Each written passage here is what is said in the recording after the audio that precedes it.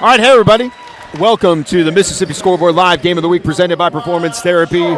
We are at Ridgeland High School tonight in Ridgeland, Mississippi for Northwest Rankin and the Ridgeland Titans and Northwest Rankin Cougars. My name is TJ Werre alongside the esteemed Ray Coleman, my good friend Ray. Good to be with you here tonight, Mr. Coleman. I'm glad to be with you, man. It's a great time of year. Regular season starting to wrap up, postseason quickly approaching. Folks fighting for those final playoff spots in the district, man. Looking forward to tonight's matchup. All right, so we got a non-region matchup. We got a 7A Northwest Rankin team taking on a 6A Ridgeland team. Teams going kind of different directions as we head into the postseason. Northwest Rankin 7-1. They've clinched their Region A title. Meanwhile, Ridgeland 10-14, 4-6 in 6A Region 2. They're fourth in 6A Region 2, and they've lost 5 of their last 6.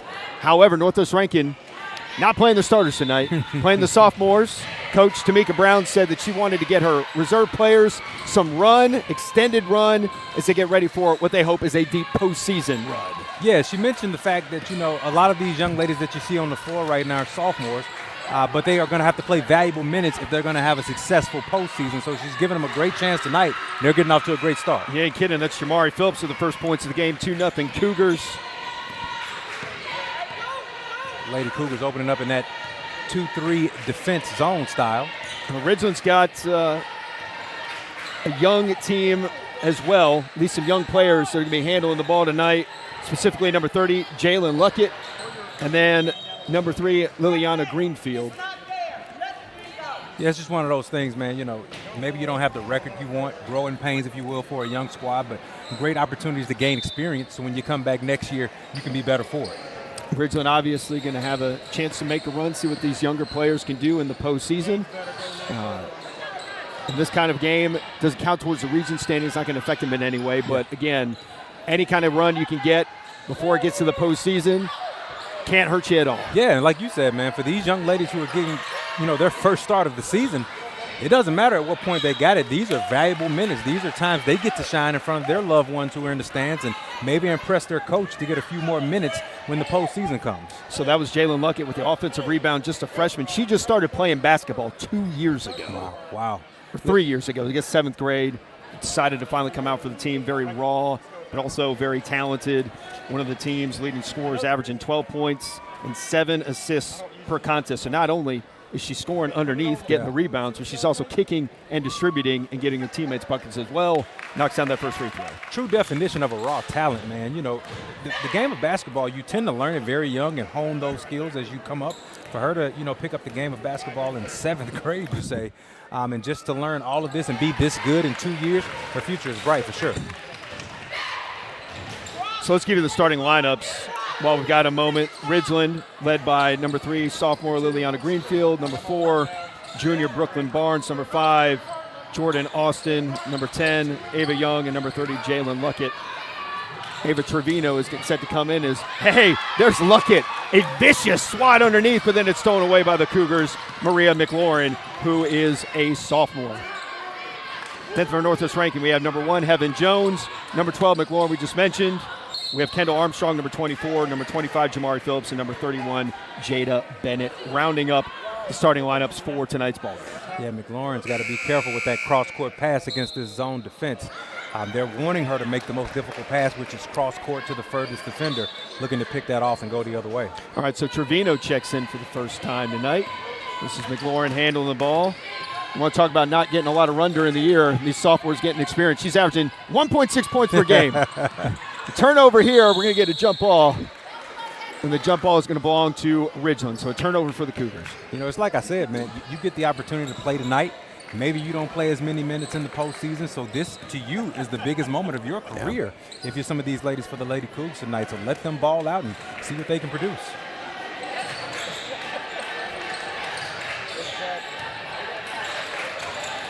We're just about less than a month away from games picking up at the big house as there's Luckett again underneath another board, and she traveled. Always kind of my favorite time of year because, I know you and I both go down and we call games at the Coliseum when it comes time for the state tournament, semifinals, state championship. Can't believe we're already talking about this kind of stuff, but always a great time of year just in high school and college hoops. really just the best time of year for basketball. It is. All the tournaments, all the postseason, all of it. It's the best. The big house is why you play. If you play high school basketball in the MHSAA, you want to make it to the Mississippi Coliseum and put on a show and maybe cement yourself in the legacy of Mississippi basketball throughout its history, man. We've seen some great performances from big-time players, both men and women, over at the big house. So the first thing that comes to my mind is Victoria Vivians. That night she hit like 30 straight points. It was incredible, but those are the things that you see when you get to that point. But you got to earn it. You got to do what you got to do here first. Man, I'll tell you what, I remember being at that game, and she was hitting threes from the logo. She was just incredible. That three-pointer, no good. Rebound, Northwest Rankin, Kendall Armstrong. Here come the Cougars. McLaurin leading it, and she's fouled in transition. And talk about Victoria Vivians, man. Boy, I just remember it wasn't very often I would drive to Scott Central for anything. Sure. Boy, you go to a game at Scott Central for the girls' game, the place would be packed. Yes. Setting state records, scoring records. Transcendent talent, ended up at Mississippi State. Took Mississippi State to 2 national championship games. Obviously one of the best players we've ever seen come through here. So much talent, just a special talent she was. And then you talk about, players today. As we see the ladies here of Northwest and Ridgeland, you talk about a Macy Pfeiffer down in Inglemark, just able to do special things. I guarantee they'll be back at the big house again. So we'll have an opportunity to see some great women's basketball when we get to that level. Jordan Austin would love to have that one back. She airmails the three. Still 2-2, 4:49 to go here in the first quarter between Ridgeland and Northwest Rankin. And this is kind of what you expected to see. A new starting five for Northwest Rankin versus a team that, let's just face it, doesn't have the best talent right now. So you're going to see an evenly matched contest, at least until the Lady Cougars kind of get settled in and figure out what they want to do. Jalen Luckett has been wreaking havoc, though. Already got a couple offensive rebounds. Gets in the middle of that, trying to get a steal there, but still just making her presence known. The freshman having a big impact already in this game. 3 on the way. It is good by McLaurin. That was great ball moving by the Lady Cougars right there as well, taking their time, patience.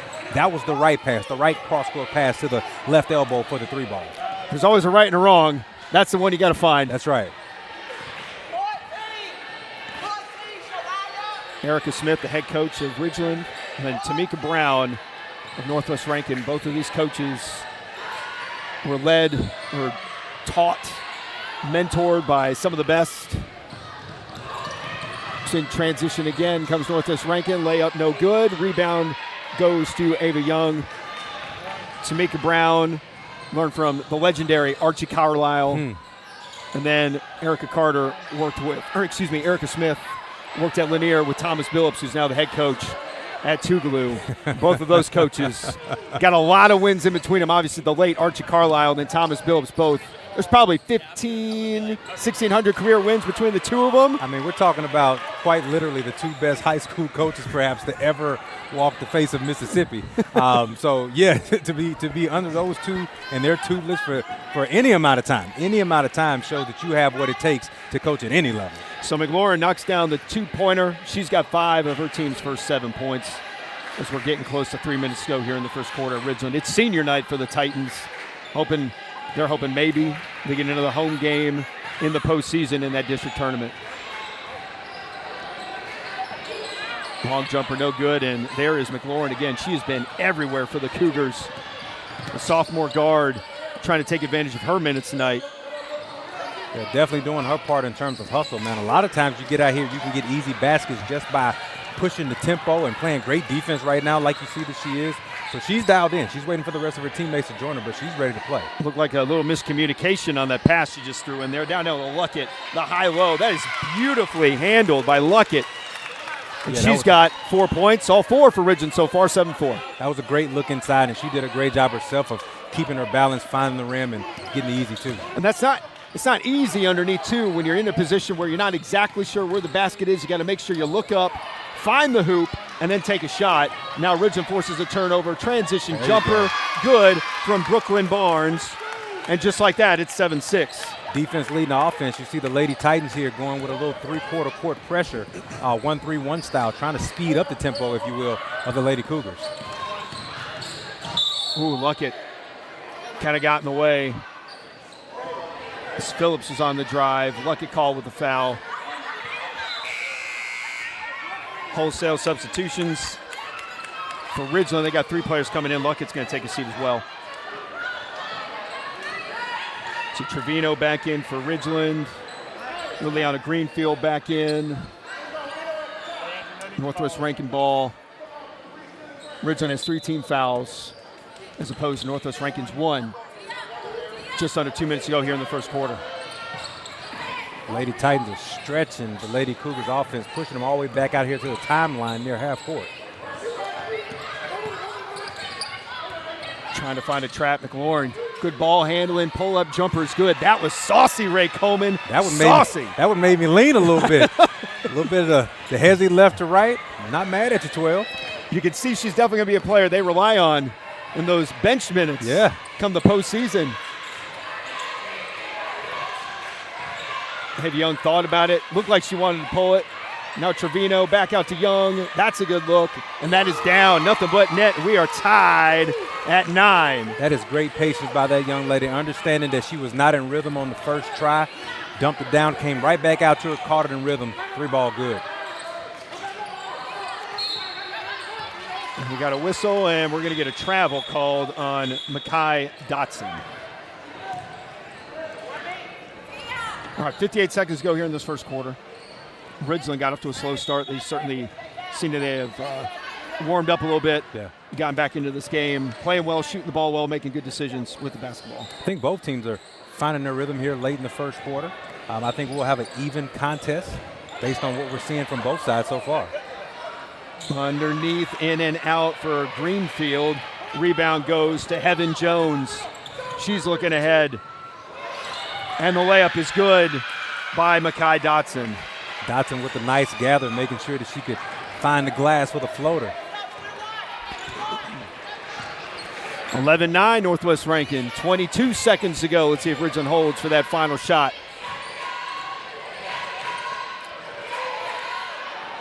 Heavy Young in no hurry, and it looks like they are going to take the last shot of the first quarter. What are you thinking here? Are we getting a 3 or are we getting an attempt at the bucket? Definitely a step back. Yeah, that's what we got. It doesn't go. Still time left at the horn. No good. And that's how the first quarter is going to end. It is 11-9 Northwest Rankin. We're going to take a quick break. You're watching the Mississippi Scoreboard Live Game of the Week presented by Performance Therapy.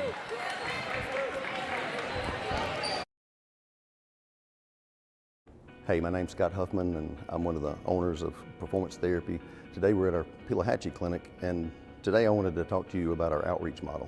One of the core foundations of our company was based in sports, athletics, and orthopedics, and it's grown to other subspecialties, but because of that, we've placed athletic trainers in a lot of our area schools surrounding our clinics. And due to that, a lot of the kids in those schools and their parents and administration have been introduced to a healthcare professional on site that is selfless, that is accessible, that facilitates their care, that accelerates their care, and because of that, they've come to love them, and our athletic trainers love their communities and their schools as well as the athletes. We've tried to take that even farther, and we encourage every one of our employees to be portals in their communities and their churches and their schools and their families, to be facilitators of home exercise programs, doctor's appointments, anything that we can do to take them not just to be treated in the clinic, but to prevent having to be treated in the clinic, and to do everything that we can to facilitate and accelerate their care. At Performance Therapy, we would like to be the number that you call. We'd like to be the door that you walk through to find the healthcare professional that you need. And we welcome you. We hope that you would come into any one of our 14 locations, and I think that you will find a healthcare provider that can facilitate and accelerate your care. We are Performance Therapy.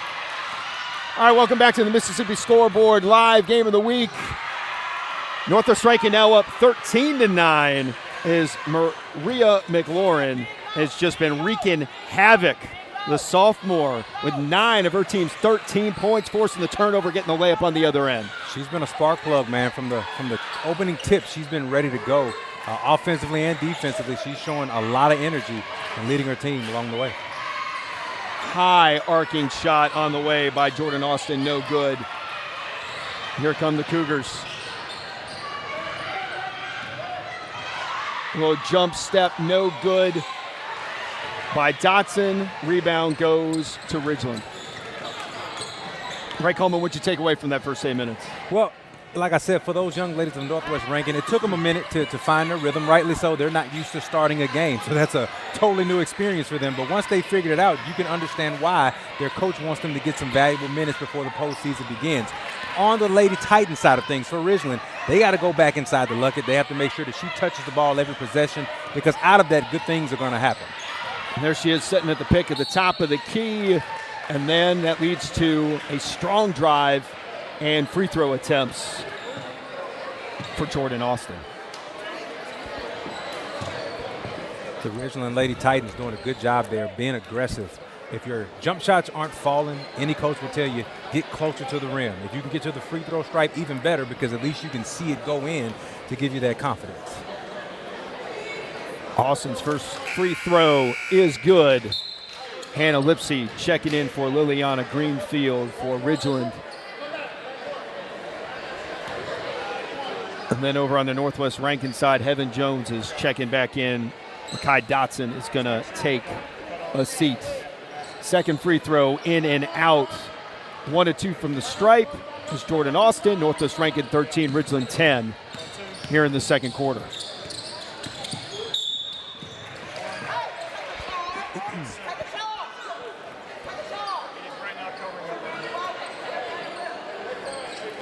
We'll obviously have the boys game coming up after this one. Senior night here at Ridgeland for this 7A versus 6A non-region matchup to close out the regular season. It's good competition, man. Even though these don't really count in terms of what the postseason looks like for you, it's a great opportunity for you to test your mettle against another worthy opponent and sharpen your iron for the playoffs. Alina Carr got a little rush there, throws it away. Ridgeland gets the steal. Here come the Titans. A 3 will tie the game. Here's Luckett.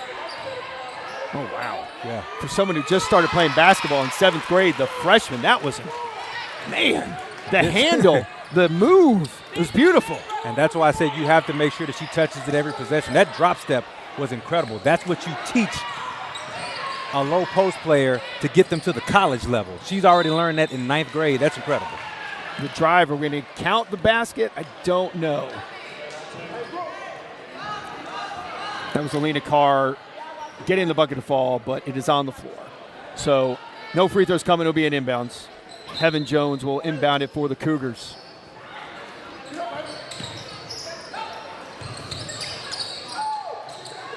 Here comes McLaurin, the runner, too strong. Offensive rebound, no good. McLaurin gets the miss and one. Spark plug, I'm telling you, man. Maria McLaurin is everywhere. She is everywhere, and she's supposed to be. That is not a coincidence. She is showing great effort on both ends of the floor. Offensive rebounds, it's incredible. 11 of her team's 15 so far in this game. I'm not sure how many minutes she normally plays, but I can guarantee you she's earning herself a few more right now for the playoffs. Her stat line says 1.6 points per game. Crushing that season average. Yeah, she's going to get a lot more moving forward.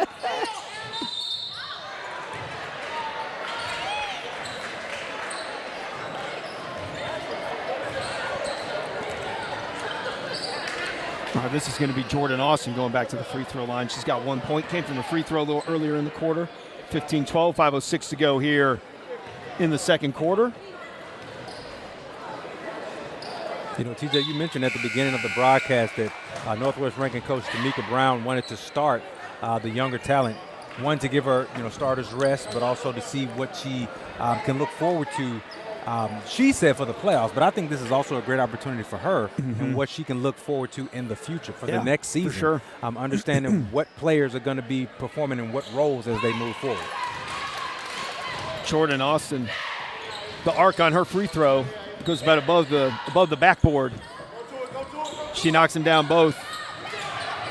Northwest Rankin trying to break the press. They can't, so they turn it over. We're going to get a foul. Dotson got a little too much body there, trying to get that one back. So many coaches will tell you, you make one mistake, on the offensive end, then you compound that by having a bonehead foul, 85 feet away from right. the rim. So you got to control that. Just not worth it. Yeah.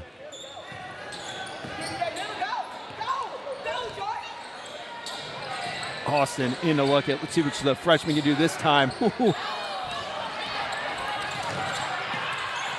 lot happening here. McLaurin, guess who? Comes up with it. Drops it down to Dotson, and then she turns it over. Yeah, Dotson had the right idea. She was trying to go back to McLaurin on the give and go. Just too much traffic there in the lane.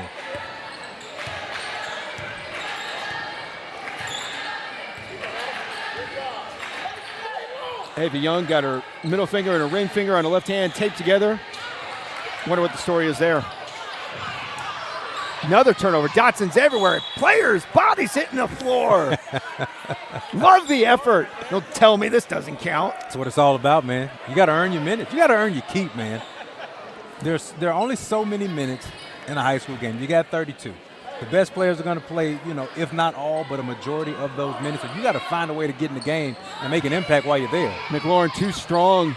Good inbounds from Heaven Jones to find her. Here's Dotson. Not very tall, and just those two towers looming over, trying to get rid of it. Another air ball from McLaurin. Put back, no good. Kendall Armstrong's come up with 2 offensive rebounds now. Let's see what McLaurin can do again. Strong drive, throws it off the backboard. No good. Luckett kind of swings her body. No, this is mine. Mine. Aggressive. I love it.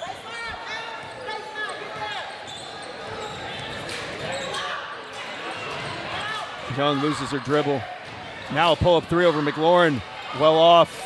Another rebound from Armstrong. Here comes Heaven Jones. You can tell both teams are a little gassed right now. Dotson was open in the corner. Young went over there to stop a potential shot and commits a foul. A lot of these young ladies are searching for wind out there on the court. This is a pretty good pace. Up-tempo for sure. They'd probably benefit both sides if they would slow it down a little bit and get into their system offense. It's a hard thing to do, people. Tell kids, I just want to run, man. Get after it. Yeah. That one goes from Jamari Phillips. She's got 4. 17-14 Northwest Rankin. Yeah, Phillips just said, Ray, what do you know? I got this covered.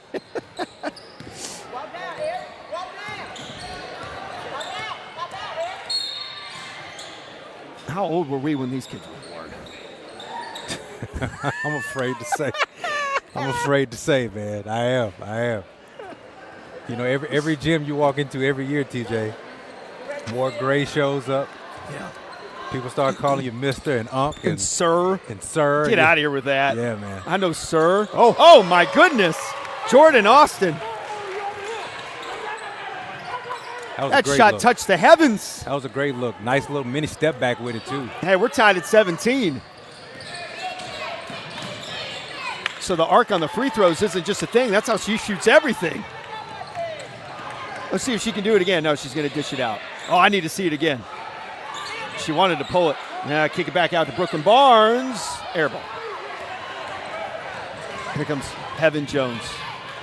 Running the floor. Dotson, wide open corner 3. No good. Guess who it is again? Kendall Armstrong with the offensive rebound. Northwest Rankin trying to corral it. That shot's well off. See what Northwest Rankin will do here. They're going to drop it down to Armstrong, and there we go. A reset. Just what you need. That's what you do right there. Everybody catches their breath for a quick second. Good entry pass, and one, Jada Bennett. And you see the bench over at Northwest on the Northwest Rankin side. They're loving it. They are loving it. The starter's saying, yeah, get you some of that. All right, Greenfield and Trevino checking back in for the Ridgeland Titans as Jalen Luckett and Hannah Lipsy are going to take a seat on this and one opportunity for Jada Bennett. She's averaging 1.3 points per game, so she's already broken her average for the season. Oh, she might double it. Yes, she will. But how about the hustle? Can't go unmentioned from Jamari Phillips. 21-17. Those are easy baskets if you're willing to exert the energy. Sometimes the easiest points are right there for you. You just got to go after it. And that one's out of bounds. Good pressure by Northwest Rankin. Altered that pass, made it a little tougher. And the Titans turn it over. Yeah, you can't turn it over on the first pass as you're initiating your offense. You get right over half court, and as soon as you try to open things up, you turn it over. You get no chance to find a rhythm. That cannot happen. Brooklyn Barnes takes a seat. A.V. Young back in. Northwest Rankin up for a minute, 12 seconds to go in the first half. I'd be remiss if I did not mention that the free throws tonight are sponsored by Junction Deli. I've missed that one. And our first timeout was brought to you by Tatum and Wade, attorneys at law. Ooh, look at the pass. Jada Bennett said, I can finish, I can dish it too. 23-17, a little 6-0 run for the Cougars. These young ladies have great basketball IQ. They understand the opposite motion as the defense is forced over to the strong side. If you cut back door on the weak side, that's going to lead to an easy layup.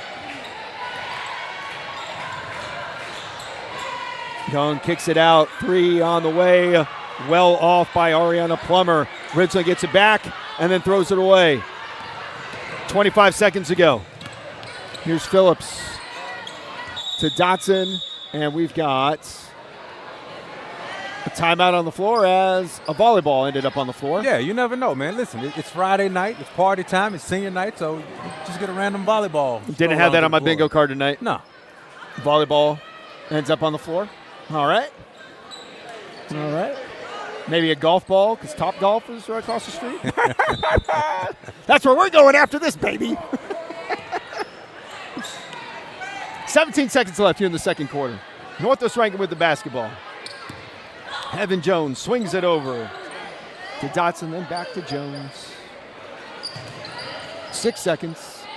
Trying to get something going. Jones has a look in the corner. Passes it up, turnover, and that is how the first half ends. Northwest Rankin, as Coach Tamika Brown was telling her, got to let it fly. Northwest Rankin up 23-17 after the first 16 minutes.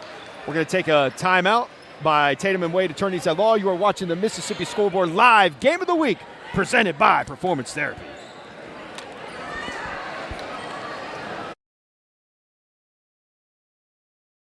Hey guys, my name is Spencer Shoemaker. I'm the director here at our Brandon location. You've heard from several locations on what all subspecialties we offer. We also offer all those here in Brandon. The biggest thing we're about as a company is local hometown feel. We have a local assisted living facility. We offer aquatic therapy at Complete Fitness. But basically anywhere anybody needs us to go, we're interested in going because we want to help the community however we can. So we offer adult and pediatric therapy, and then we also have this return to sport room that once our athletes get towards the end of the treatment, we can bring them in here and specialize the treatment approach for them so they don't have to go anywhere. They can stay with the therapist they're used to. Adult-wise, we offer PT, OT, and speech. We also have pelvic floor therapists. We do a lot of workers' comp stuff. Pediatric therapy, we also offer PT, OT, and speech, and can screen for various diagnoses of your child. But the biggest thing for us is we want to support the community however we can. So if there's a need, we want to help it. If you're in the Brandon area, we'd love for you to give us a call at our office. If you're not, we have 14 other locations that are ready to help you get back on your feet. We are Performance Therapy. Comprehensive care. Hands-on treatment, proven results. Hey, my name's Scott Huffman, and I'm one of the owners of Performance Therapy. Today we're at our Pelahatchie Clinic, and today I wanted to talk to you about our outreach model. One of the core foundations of our company was based in sports, athletics, and orthopedics, and it's grown to other subspecialties, but because of that, we've placed athletic trainers in a lot of our area schools surrounding our clinics.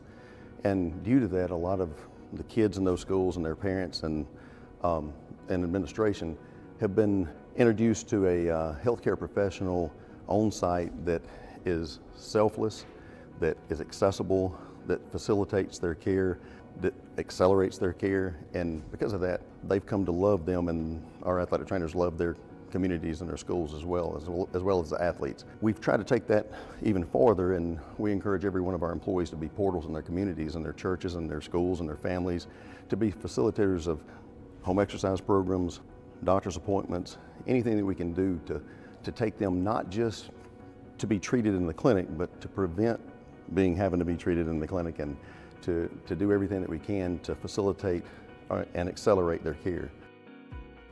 At Performance Therapy, we would like to be the number that you call. We'd like to be the door that you walk through to find the healthcare professional that you need. And we welcome you. We hope that you would come into any one of our 14 locations, and I think that you will find a healthcare provider that can facilitate and accelerate your care. We are Performance Therapy. Comprehensive care, hands-on treatment, and proven results. Hey, welcome back to the Mississippi Scoreboard Live Game of the Week. This is Ridgeland and Northwest Rankin. I'm TJ Werre. This is Ray Coleman. Northwest Rankin up 23-17 here after the first half at Ridgeland High School. Mr. Ray Coleman, what have you seen so far in this matchup? Seen some good things from these young ladies of Northwest Rankin, making their first start, playing valuable minutes because they're playing all the minutes. What's impressed me the most about these young ladies is that they have shown their basketball IQ. So whether they have learned this in practice or through osmosis, whatever it might be, they have come out and played really well to play an entire half by themselves, led by Miss McLaurin, who's their everything. I call it a spark plug. For the Lady Ridgeland Titans, they got to get the ball down low to luck it a lot more. TJ said it, she picked up the game of basketball in 7th grade. Well, her footwork is impeccable. Yeah. For someone to have only played this game for 2 years, she is putting in the work, and it's starting to show. You talk about Mariah McLaurin, not Maria, sorry. Yeah. Mariah McLaurin, 11 of her team's 23 points. Wow. She has been that spark plug. What's impressed you the most about her game so far? Just her energy. She's not taking a play off, and sometimes that's really all it takes. There are loose ball situations, offensive putbacks that can be gotten. She's done it all, and she's hit some open baskets as well. So she's playing with full confidence, and that eventually will kind of pour off into her teammates as well to help along for the ride. And you just touched on Jalen Luckett for Ridgeland. Yeah. She's got 6. That's a team high, tied with Jordan Austin, who also has 6 for the Titans. But again, I don't think it can be understated how good her basketball skill looks, having not played but only 3 years. It's very impressive, man. And the reason why I say, she needs touches, you mentioned she has 6 points.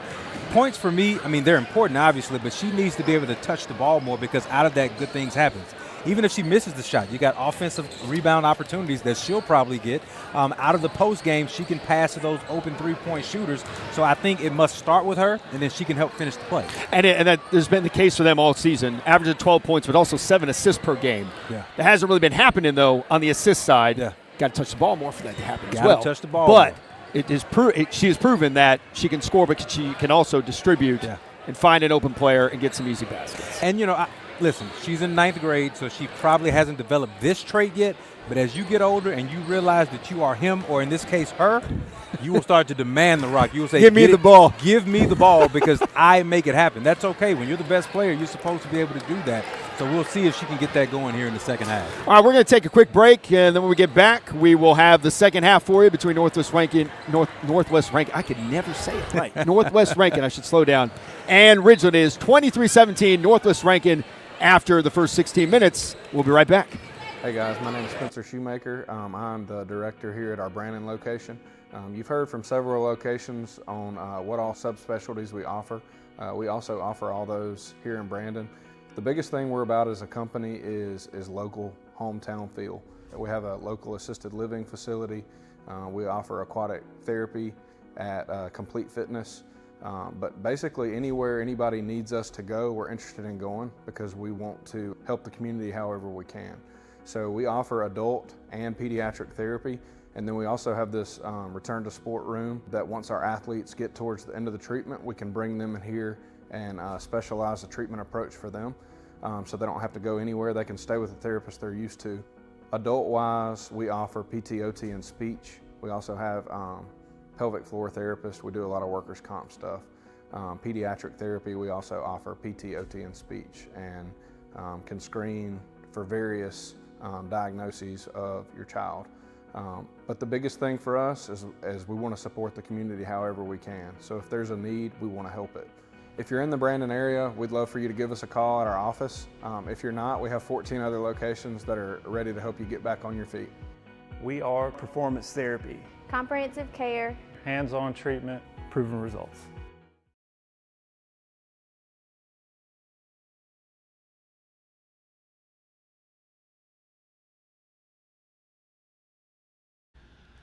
Hello, I'm Brian Henley with Performance Therapy. I'm the physical therapist and clinic director at our Gluckstadt Clinic. We are in the Madison County area, and we proudly serve many of our schools in this area as well as our local community. We treat everywhere from the younger kids, athletes, non-athletes, to the local geriatric population. We have over 25 years of experience in the physical therapy field here in this clinic. This has helped us to gain a large amount of respect with our local medical community, and helped us with our relationships with both the physicians that refer to us as well as our local community and clientele. We take great pride in the relationships we are able to build with our patients through focused care and focused treatment to help them achieve their goals. You can contact us directly at our Gluckstadt Clinic or reach us through one of our 14 clinics across the state. We are Performance Therapy, comprehensive care.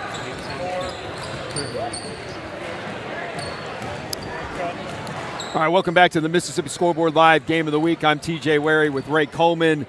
About a minute left in halftime between Northwest Rankin and Ridgeland, with the Lady Cougars leading the Lady Titans of Ridgeland 23-17. So, Ray, what is the key for Ridgeland to get back into this game and maybe take it over here in the final 16 minutes? Get it inside to your star player, Luckett. Let her decide who takes the shot. It can be her. She can get to the free throw stripe for easy points, or she can kick it outside to those three-point shooters.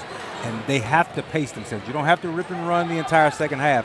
Get into your offense and see what happens. Then for Northwest Rankin, obviously, their starters are not playing tonight. Yeah. They want to. Coach Brown wants to see what these girls have as they get ready for the postseason.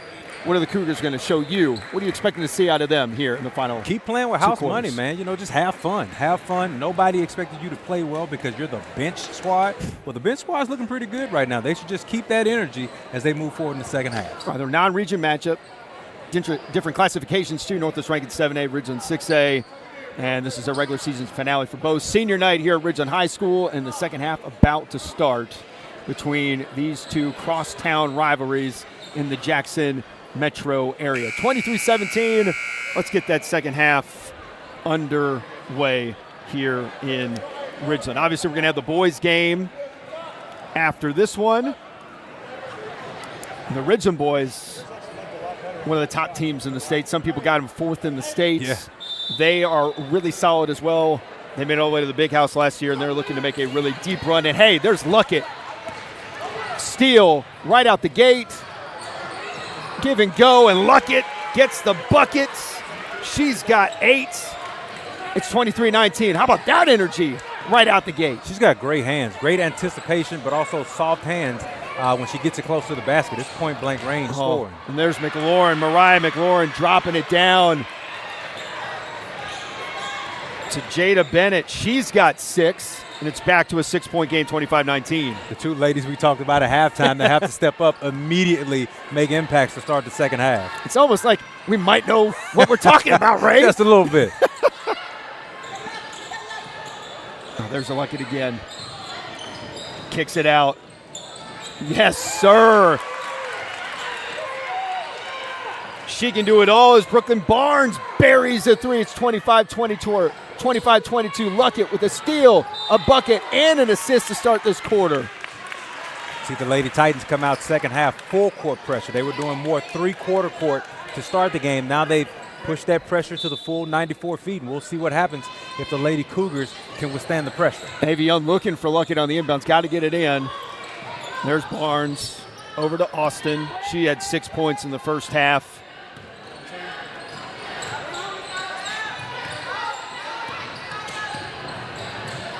Here's Barnes again, another corner 3 on the way too strong. Rebound from Heaven Jones. Here come the Cougars. Jada Bennett running the floor ahead of everybody.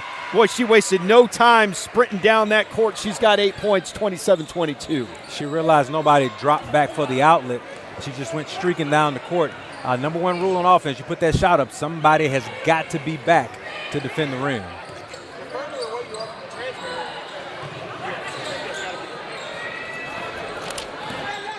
Young driving, draws a foul. That one's on McLaurin.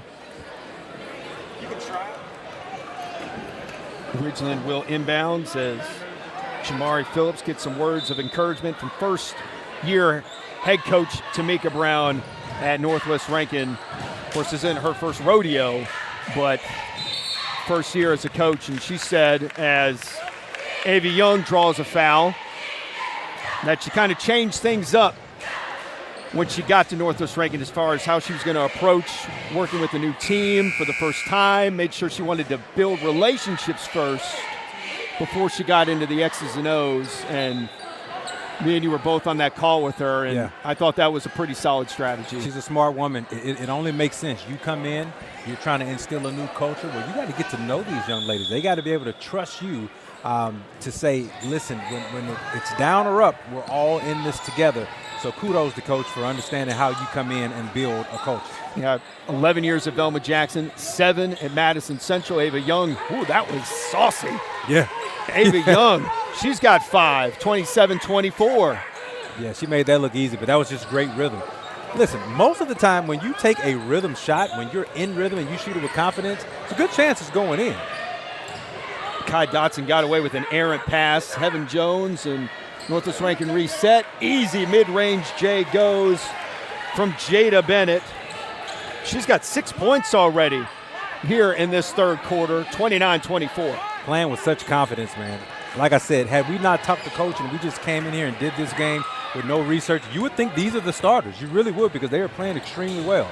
Oh, what a strong drive from Austin. Got to finish that. Of course, you also had to clean up the boards there. How about a 3 on the way to make up for the miss? No good. Luckett is there for an offensive rebound, and she draws the foul. Never giving up on that possession did the Titans, and it pays off as Luckett will go to the free throw line. Let me tell you something. Luckett knows how to use her body in the paint. And what I mean by that is she knows how to shield defenders. She knows how to go up and shed defenders. That is natural strength that she's only going to build on. She's going to be a special player. Luckett with 8 points, going to the Junction Deli free throw line with her team down 5 points with 5:06 remaining in the third quarter. First free throw, no good.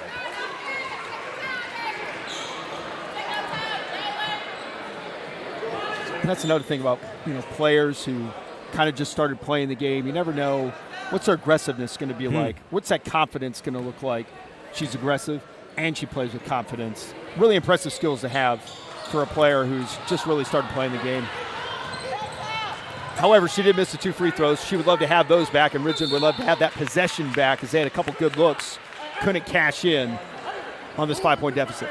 Yeah, you mentioned, being confident at such a young age and experience level.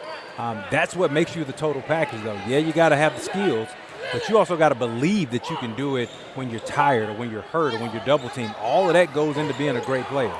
Dotson's got to be careful with that pass over to Jones, and then Jones drives. She's fouled, and it looks like she is going to the line. The Junction Deli free throw line for Heaven Jones, who has not scored in this game, 29-24.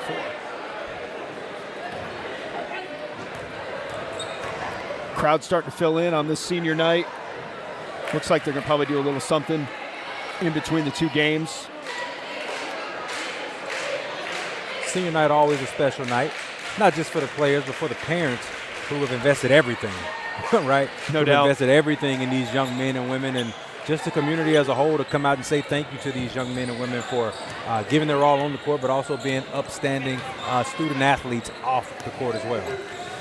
All right, Northwest Rankin's lead is 7. I believe that ties the largest lead they've had tonight. And that pass is taken away by Dotson. 2 big steps on the other end, and she misses a layup. Now quickly up the floor. Luckett gets it to go. Great dime from Austin. The underhand pass from about 50 feet away. Jason Kidd style, man, on the money. Now Ridgeland forces a turnover. Here comes Ava Young. Transition 3. Too strong. Ridgeland fighting underneath. Offensive rebound. Secured. Here comes Austin dribbling around, and they'll reset. trying to get into Luckett. Great pass into Luckett, draws a foul. That pass from Avion cannot be underestimated. That was so good into the post. Luckett did a great job with the fronting defender. The defender did the right thing, by the way, fronting the post, making it a difficult pass. It was a great pass, a great seal by Luckett that gets her to the line for 2. Luckett with 10 of her team's 26, 3:48 to go in the third quarter. She missed 2 free throws earlier in this quarter. She would love to cash in on both of them here. Northwest Rankin with 4 team fouls so far in the third. First one good. That one looked much better, too.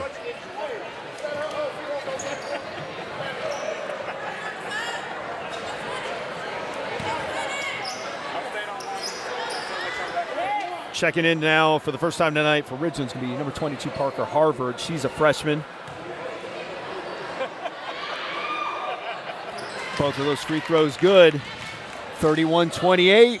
Just kind of staying in that 7-3 range. Northwest Rankin trying to pull away, and Ridgeland saying not so fast on senior night. They're doing some really good things here in this trap pressure as well. Ooh, yep. Right on cue. Right on cue. Over and back. It's 31-28. That pressure and just the passes weren't very crisp there. Gets Heaven Jones in trouble, and they turn it over. Yeah, your job in those trap pressures as the front man is not to get the steal. It's to force the errant pass so that a teammate can get the steal. Great job there by the Lady Titans. And here comes Austin driving. Kicks it to Barnes, open in the corner. She's got one of them in this quarter. That one's no good. Luckett gets the offensive rebound. See if they kick it back out to her. No, step back 3. All around the rim. Cougars get the board, and they are running. Here comes Heaven Jones.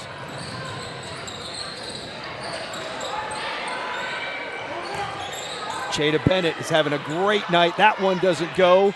Kendall Armstrong, no good. Bennett again, no good. Rebound goes to the Titans, and they're running.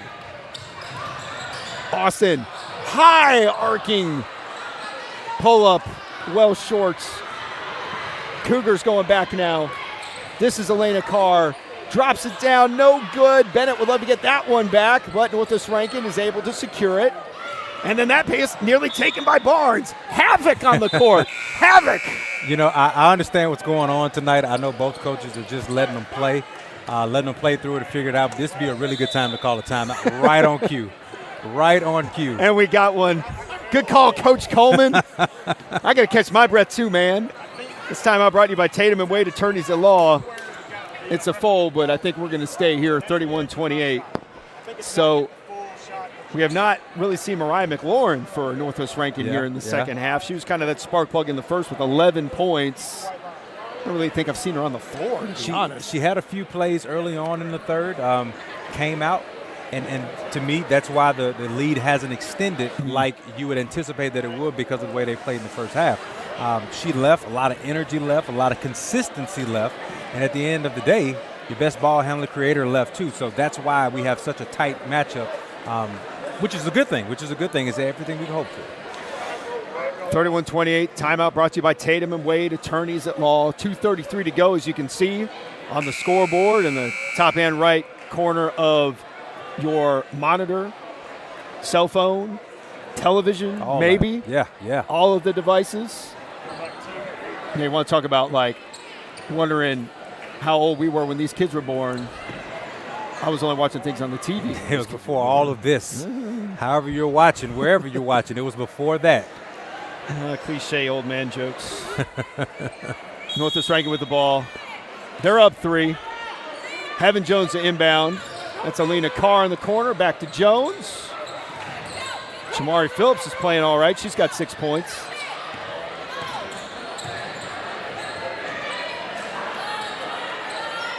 Cougars taking their time. 3 on the way. Well off. Jada Bennett. She's just had a monster half. Should say quarter. Banking. The bank is open on a Friday night from Alina Carr. 3-pointer good. 34-28. You can see the smirk on her face. She didn't call glass, but it doesn't matter. It counts the same. She'll take it. Absolutely. Under 2 minutes to go in the third quarter.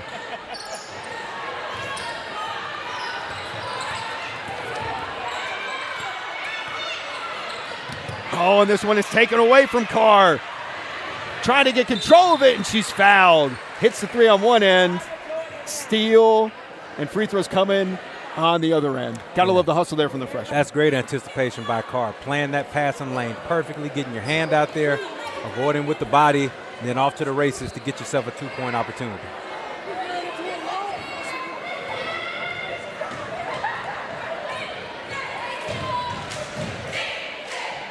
Carr gets the first free throw to go. She's got 4 points.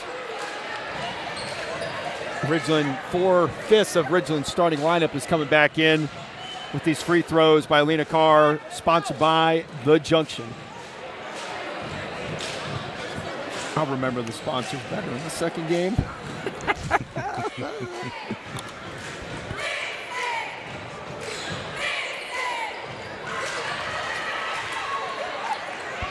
Both free throws good. Carr's got 5 points.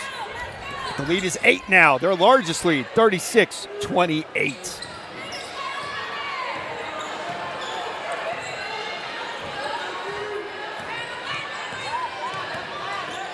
Trying to force it into Luckett. And there's Barnes. Pass a little off. Luckett able to come down with it. Strong drive, draws a foul. Just what you're looking for if you're Ridgeland. Trying to get some easy points here late in the third quarter.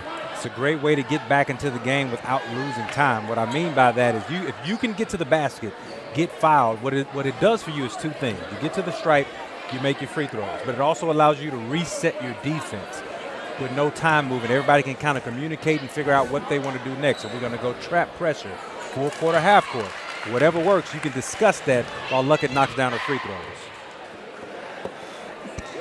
These free throws from Junction Deli. Luckett's got 13. Maybe she'll make it 14 here. And she does. Those both look really good. 36-31, 16 to go in the third quarter.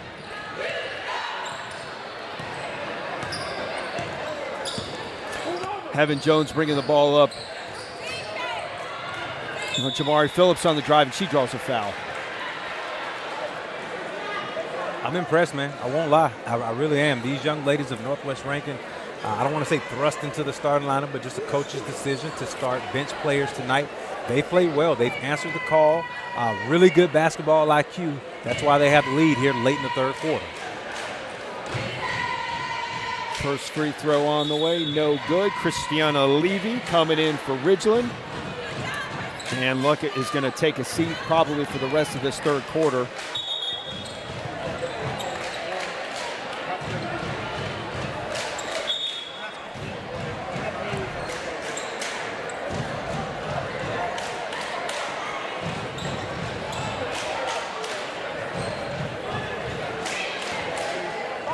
Junction Deli free throw number 2 on the way. From Phillips, and it is no good. So Ridgeland will take that as Barnes finally secures the basketball. Here comes Ava Young, who has 5 points in this ball game, under a minute to go. Ridgeland just hanging in there, but they just can't seem to get all the way over the hill that is this deficit on senior night. Northwest Rankin has led the majority of this ball game. That jumper no good. Here comes Heaven Jones.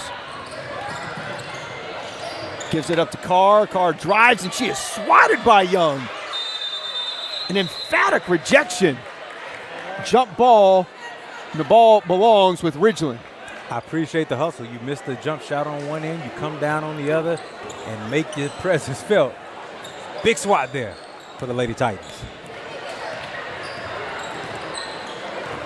All right, let's see what Ridgeland does here. They look pretty content to run out the clock on the third quarter. They're down 6. Love a bucket to end this period.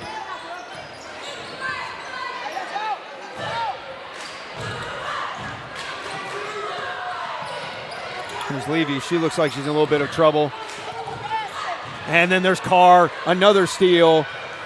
Easy layup on the other end, and that is how the third quarter comes to an end.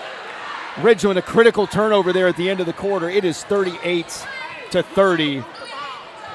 Just a tough way to end the quarter if you're Ridgeland. Trying to get a bucket. Go to the final 8 minutes. They're down 8.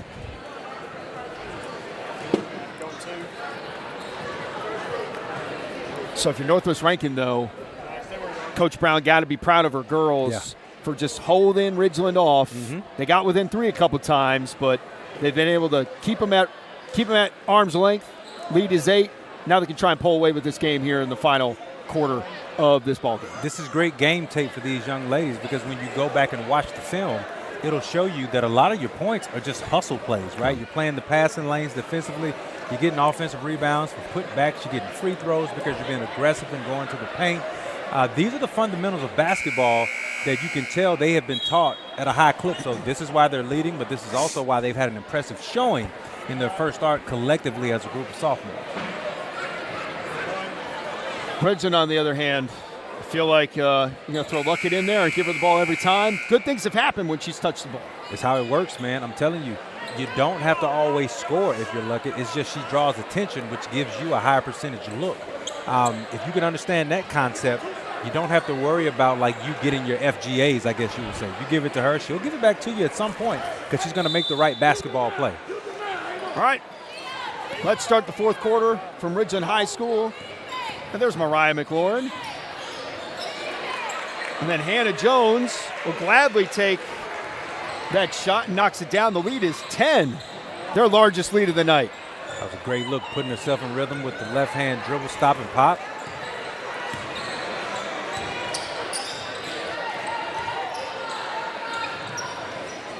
There's Luckett, long way from the basket, and then bad foul by Jamari Phillips. Ridgeland will take it. Fouls reset. New rule in the last few years.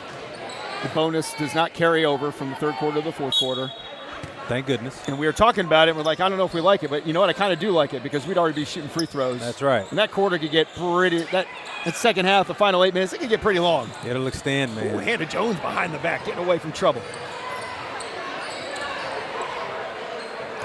Alina Carr's got McLaurin open the corner. Hannah Jones with the offensive rebound and the putback.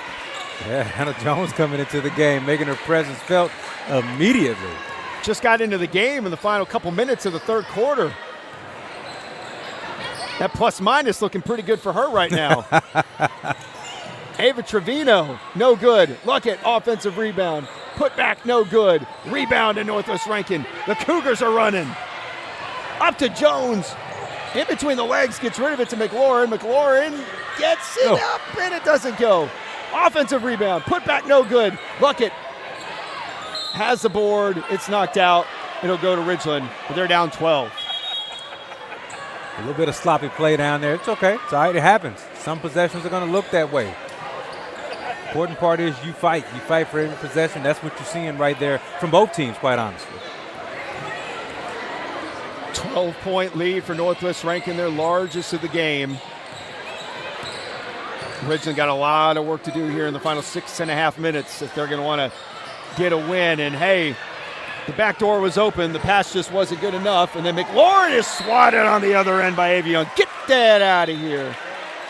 Again, she doesn't make the best play offensively on one end, but she doesn't give up on the possession. That's the way you hustle back and make a play. It could have been a foul right there. It's not called. Luckett with the rebound.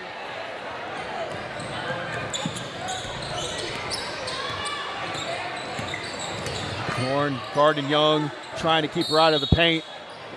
It doesn't work. Gets her with the body.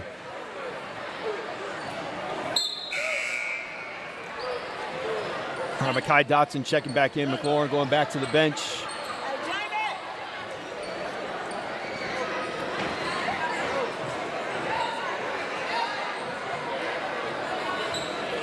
.5:59 to go in the fourth quarter. Luckett. No good. Rebound. Northwest Rankin. They got numbers on the other end. Dotson tried to sling it underneath. It's knocked out of bounds, and now it's going to go to Ridgeland. Had an opportunity there. Maybe not the best pass. Maybe should have gone up. You would have liked to have seen Phillips giving that one up a little bit earlier when she had 3-on-1. Yeah. Really put the pressure on the defender. And now the entry pass to Luckett. She fights away from it, and we got a timeout. I wouldn't want to be fighting her for the basketball, I'll tell you that. She was not letting go. as we're going to take a timeout. Brought to you by Tatum and Wade Attorneys. They have all 42-30, 5:37 to go here in this fourth quarter. Senior night for the Ridgeland Titans on this Mississippi Scoreboard Live Game of the Week presented by Performance Therapy. Our second and final broadcast, our pilot broadcast for live games of the week. We're going to do more next year, I'll tell you that. This has been a lot of fun. I got to hang out with Spencer Gatlin, who is an administrator here at Ridgeland High School. He was in your seat last week or a couple weeks ago when we saw Yazoo City and Canton. Job.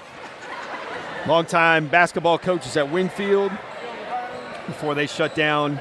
And his daughter, youngest daughter, Kaylee, one heck of a golfer. No question. State champion as a freshman. I think she's a freshman. Her future is very bright indeed on the links. I haven't gotten to play with her yet. I always like to size myself up with the young bucks sometimes, young ladies. Yeah. I want to play with Spencer sometime too. We got to make it happen now that he's not coaching anymore. Got to see if we can get Kaylee to come out there. So I played in a tournament one time, and she was doing a long drive contest, like you pay extra money, and then she hits a tee shot for you. She hits the ball so far. So impressive. Oh, it's so great. All right, 42-32. Well, I was yapping. Jayla Luckett got a couple more points. She's had a great second half. Just trying to assert her will. And then too physical on the defensive end is Jamari Phillips. All right, so here's what you don't want to do when you're trying to get the ball to Luckett. She is super talented, but when you give it to her outside of the three-point line, top of the key, you kind of take away her strengths. She had to go into her post mode literally at the three-point line like old school Charles Barkley, if you will. So you want to get it to her a little bit closer to let her operate.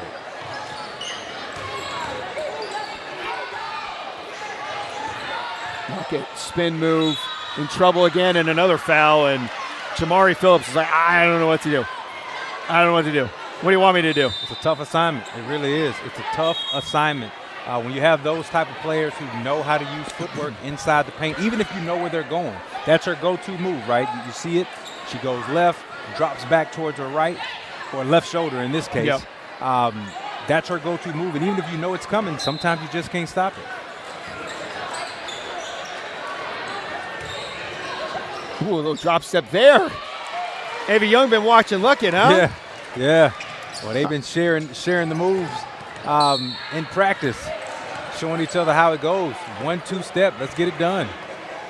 All right, so it's an 8-point game 4.5 minutes ago. Working in Ridgeland's favor is the foul count on Northwest Rankin right now. They've got 4 team fouls. Tom Ridgeland right now going inside out is working. Keep doing it. Maybe get yourself some easy free throw attempts here in the final half of this fourth quarter. That's how you're going to get back in this game.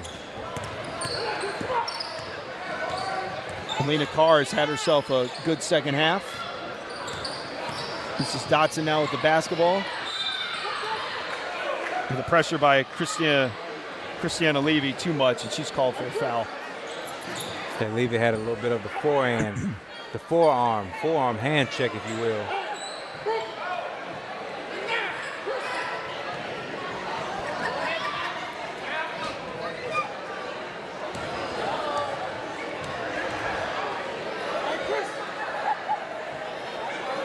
Jordan Austin got a towel, got to clean up a wet spot on the floor. You got nobody else can do that? Got to get somebody else to do that. Ain't got no managers? Sometimes you got to have a player step in and step up, man.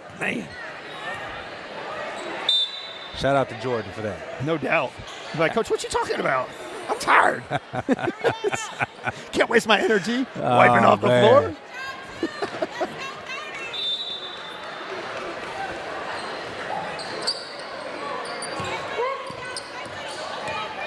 Carr with 7 points. Good pass. Hannah Jones, she's got 6. What a pass by Carr. Draws the attention, and Jones is wide open. 44-34.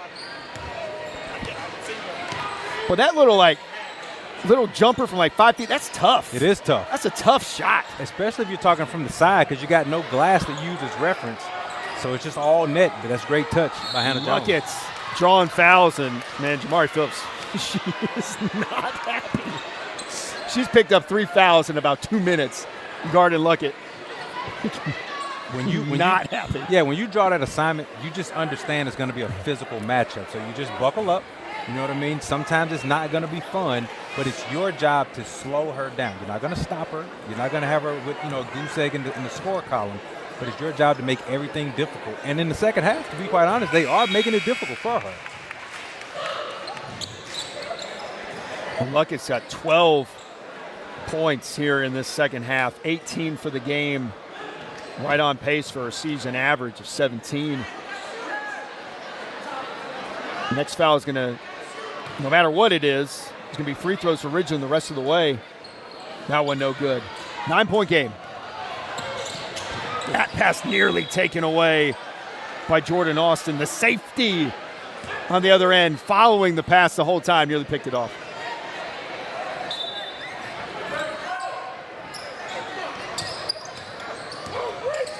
Here's Carr, drops it off, and Jones is tripped up. Got a great crowd filling in behind us on the Ridgeland side. Yeah. Senior night for the Titans.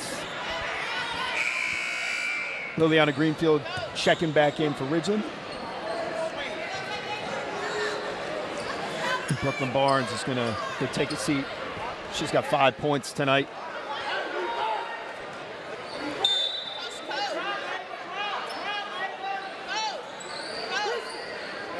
Yeah, Jones swings it over. That one is taken away by Austin. She didn't miss that one. She read that the whole way, too. She actually baited Hannah Jones into throwing that pass there.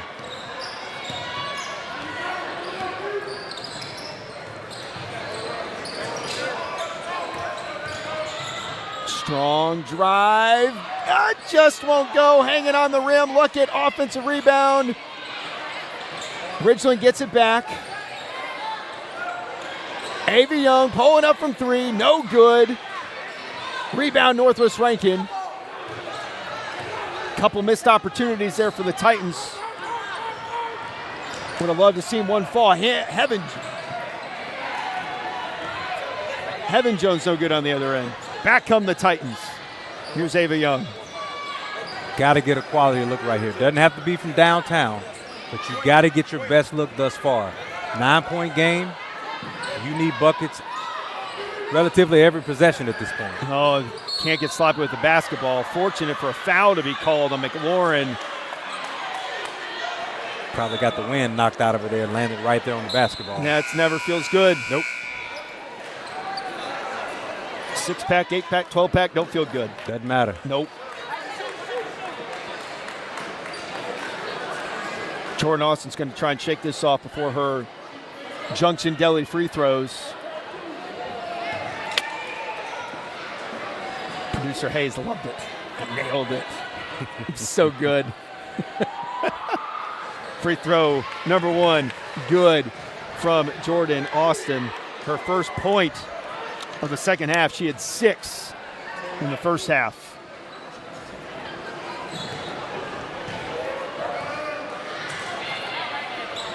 Second one no good.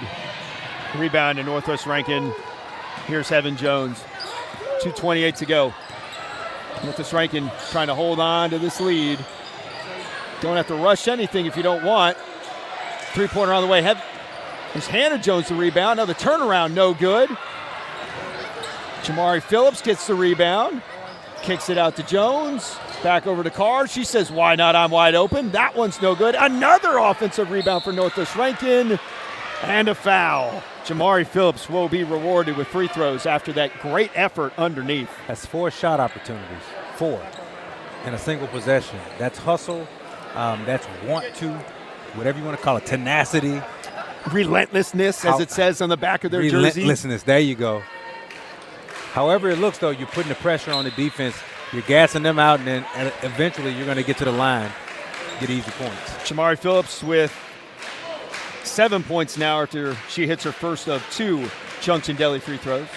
2:04 left in the fourth quarter. Northwest Rankin up 45-36.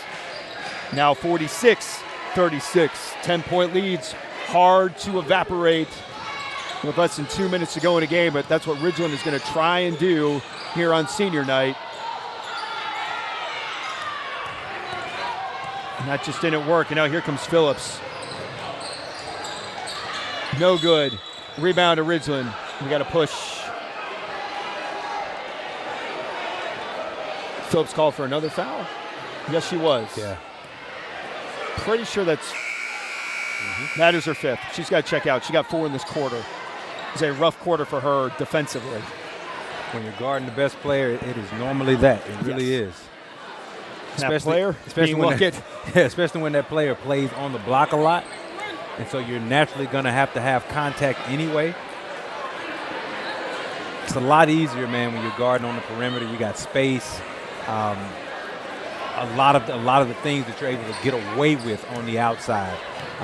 They're either going to tell you right up front you can and cannot, or they'll let you kind of figure it out. When you're in the post, contact is just automatic. It's going to happen every possession, so it's harder to police it down there. Especially if you're trying to match the physicality, but at the same time having to maintain position. Don't want to drop your arms over the player because it doesn't take a lot to commit a foul in those situations. Yes.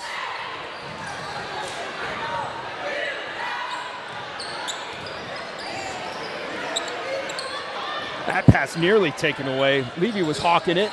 And then Jones turns it over, but it will stay with Northwest Rankin, 46-37. $1:33 to go here in the fourth quarter. You know, normally teams with a 9-point lead, 10-point lead, they hold the ball when you get to the 2-minute mark. Not these Lady Cougars. They're like, we're getting FGAs up because some of us, we don't know when we're getting FGAs again, so let it fly. Ridgeland steal, transition, jumper, no good. Levy forces it loose, out of bounds, off the Titans. Ridgeland cannot say they haven't had chances, though. Had plenty of looks here in this fourth quarter, just have not been able to get it to go. And they've done themselves a favor, too, by getting extra opportunities here in the press game. But you got to convert them when you get them. Otherwise, it's pointless. Lots of deflections. Love to see that if you're a coach, watching the defensive intensity. Need points, need them in a hurry. There's Luckett. She kicks it out. 1 minute to go. They got to go. Step back three, and they're going to call for a travel. That move might be legal in the NBA. Yeah. Not so much here. Look good, though. Oh, it's definitely legal in the NBA. You can get you an extra step after that.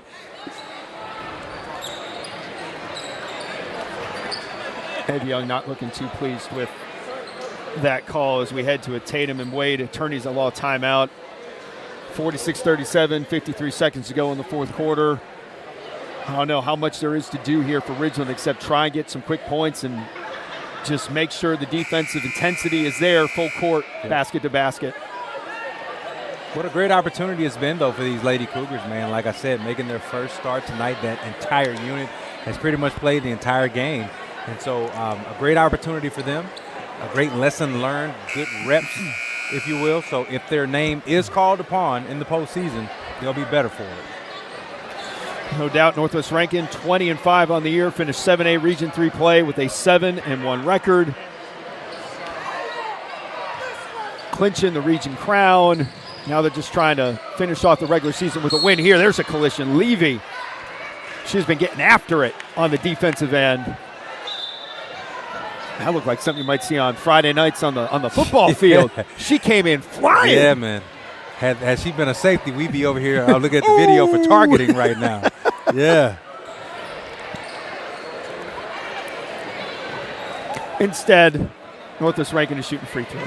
She didn't leave with her helmet, though, No. so we're in good shape. We're in good shape. Just a foul, just a common foul. She went after like she did the tackling dummy, man. Head up. Textbook, actually.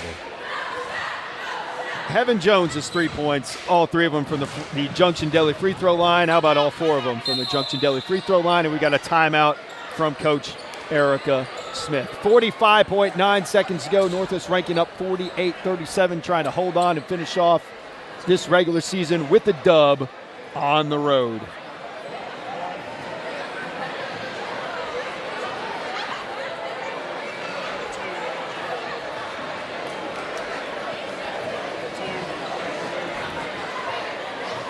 Got the boys game coming up after this one on Mississippi Scoreboard's live game of the week at Ridgeland High School, presented by Performance Therapy.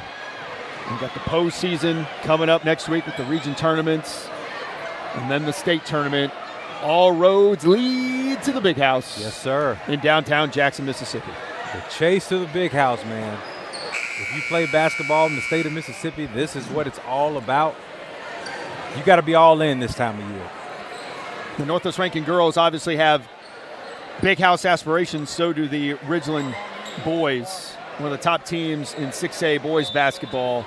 They'll be looking to polish off an excellent regular season as well against a very formidable Northwest Rankin boys squad in the second part of our doubleheader tonight. Ridgeland, got to get some shots up, got to get some points. Barnes drops it down to Levy, and she is rejected by Jada Bennett. And then a walk. That might ice it right there. Jada Bennett hosting her own SWAT party there on the defensive end for the Lady Cougars. Bennett with 4 points in the first half, 6 in the second. And then capping it off with that massive rejection. Northwest Rankin is just going to try and run out the clock. Hannah Jones not shooting. Back out to Heaven Jones. 2-1. That is your ball game. Final score, Northwest Rankin 48, Ridgeland 37. In this Mississippi Scoreboard live game of the week presented by Performance Therapy. We are going to effort Coach Tamika Brown for an interview. Ray will have to get up. And we'll have her in a minute as this first game wrapped up here at Ridgeland High School here in Ridgeland, Mississippi. Coach Brown coming over, got to be proud of her girls tonight. The effort her reserves showed as they all got to start tonight, get some extended run, and that's what we're going to talk to her about as she takes a seat. Coach Brown, welcome to the broadcast. Nice win. Thank you. You had your sophomores, reserves, play this whole game. What'd you think? They did a great job. They stepped up in the moment. They handled it well. We had to make adjustments on the fly, and they did a good job making those adjustments. They played strong. They played tough, so they did a great job. We're proud of them. So I can see maybe Mariah McLaurin playing a big key off the bench in the postseason. What did you see from her tonight? She had an impressive night. Like, she's aggressive offensively, and she's just a natural scorer, and that's something that we will need going into those playoffs. So we expect her, when it's her turn, step in, make plays, and make the right reads and score the basket. How important was tonight, just for those girls, to get this opportunity? It was important to boost their confidence. Like, you know, they were a little nervous playing by themselves without our starters. But to come out and play well and execute, it was a big boost for their confidence. And that's what tonight was about. So going into the playoffs, we need them to have their confidence. And now getting this win in this situation, they'll have it to help us out when it's time to help us out. It kind of helps out the way the schedule broke. You have a non-region game here at the end. Yes. You ever really been able to try something like this at the end of a regular season? This is actually my first time doing it. Yeah. It's my first time, and I was nervous. And, you know, I got advice from a few coaches. And I'm just going with it. And we're going to live with the results of it. And I'm very proud of our results tonight. So looking towards the postseason now, Northwest Rankin makes a deep run if what happens? What does your team need to do? We make a deep run if we keep our composure. We execute, we play hard, we make layups. Like, for us, it's about us. It's about us doing what we're supposed to do. So if we take care of the things that we have control over and do what we're supposed to do, Northwest Rankin makes a deep run in the playoffs. All right, well, good luck to you, Coach. Thank you. Congrats on the win. Thank you. Thanks for sitting down with us. Thank you. All right, Thank you good for luck in having the postseason. Absolutely. All right, that's Tamika Brown sitting down with us here at the end of this first game of our doubleheader between Northwest Rankin and Ridgeland. We got senior night now that Ridgeland is going to do, and I think we're just going to watch this for a while because we've got a little bit of time before the boys' game starts. So we're just going to hang out and listen to senior night for a little bit.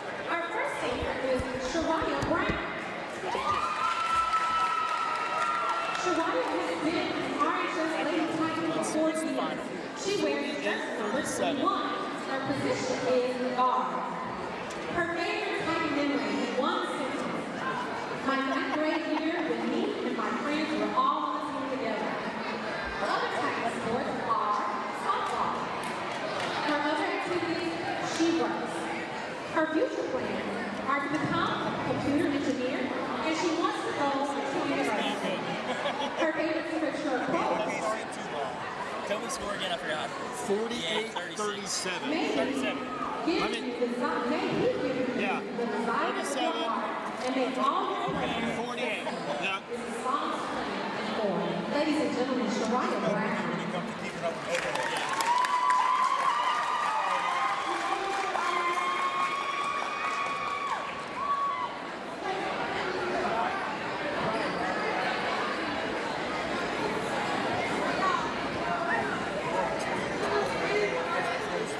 Our next lady titan is Jordan Austin. She was a student when her mom proposed her cousin May in family and friends. She's been a lady titan for 2 years. She wears the jersey number 5 and she plays point guard. Her favorite title memory is going to the Madison County preschool and helping the children and their teachers. Her other activities, she crochets hats, she loves to dance, read books, and she loves to color.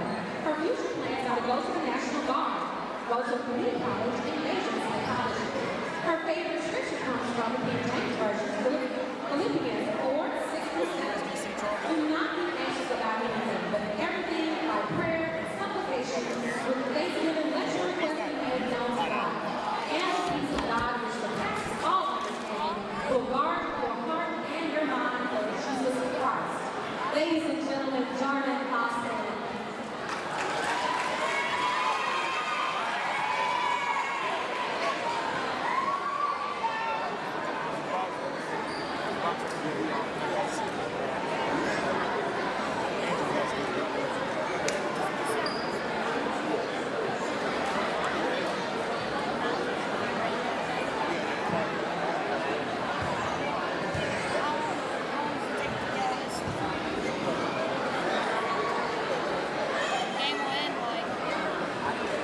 Our next RHS senior, basketball senior, is their manager, Jayla Chapman. She's going to the school by Jacqueline Chapman, her mom.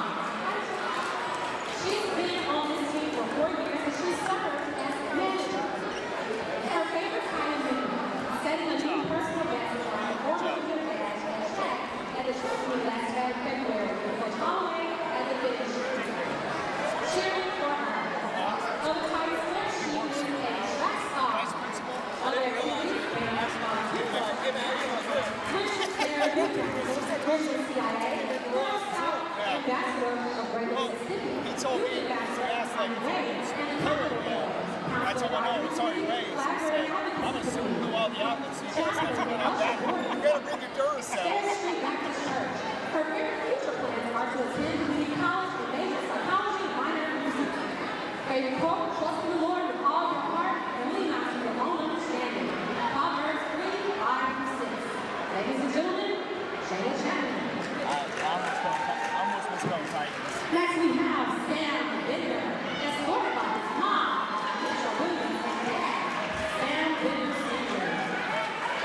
He's been an RHS basketball player for 2 years. His jersey number is 21. His position is forward. This year's homecoming was his most memorable time in RHS. Other activities, he's part of the National Honor Society, SGA, Beta Club, and Volunteer Club. His future plans are to attend a 4-year university and major in finance. His favorite scripture, Philippians 4:13. I can do all things in Christ, which strengthens me. Ladies and gentlemen, Sam Bender.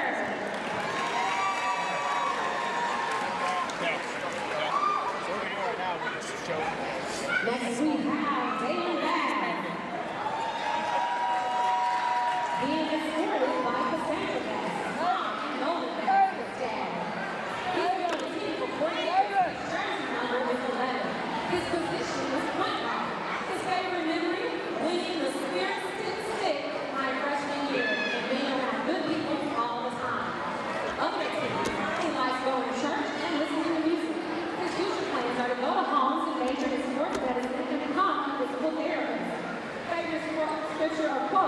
is Peter, 5'6", humble yourself therefore under the mighty hand of God, that he may exalt you in due time.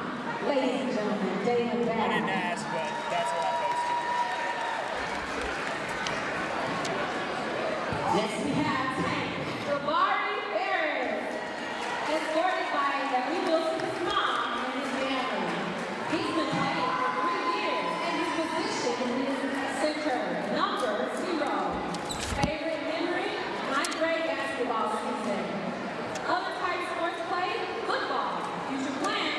He plans to go to trade school. His favorite scripture or quote?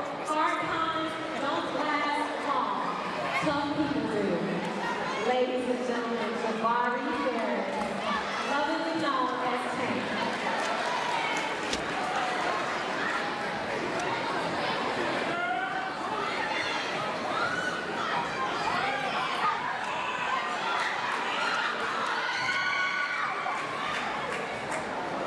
Our next singer is Phil Nelson.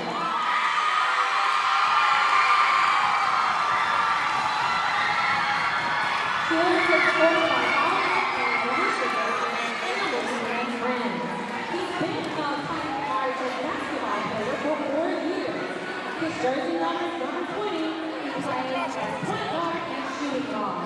His favorite memory when he passed the ball to goals in the championship game. His other sports, track. Other activities, church.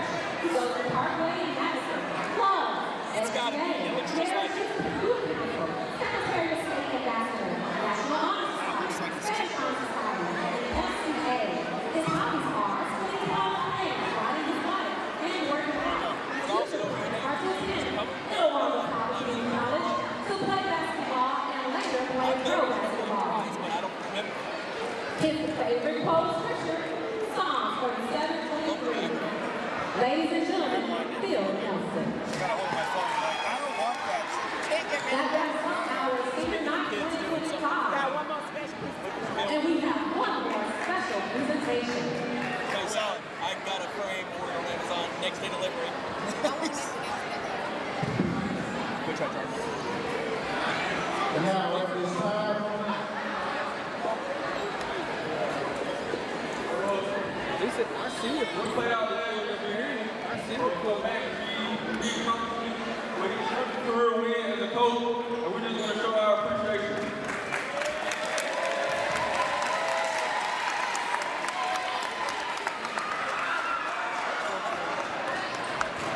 I know my camera.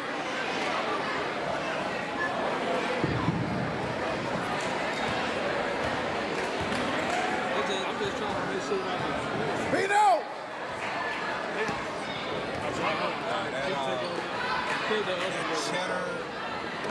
Did you get it? Oh, gosh. Oh, my gosh. Good. I want it.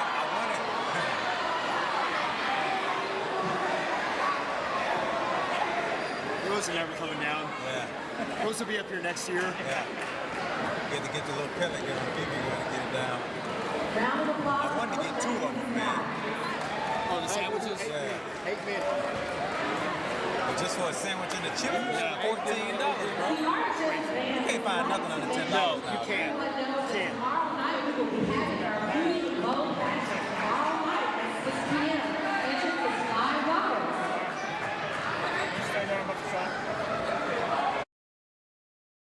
Hey, my name's Scott Huffman, and I'm one of the owners of Performance Therapy. Today we're at our Pelahatchie Clinic, and today I wanted to talk to you about our outreach model.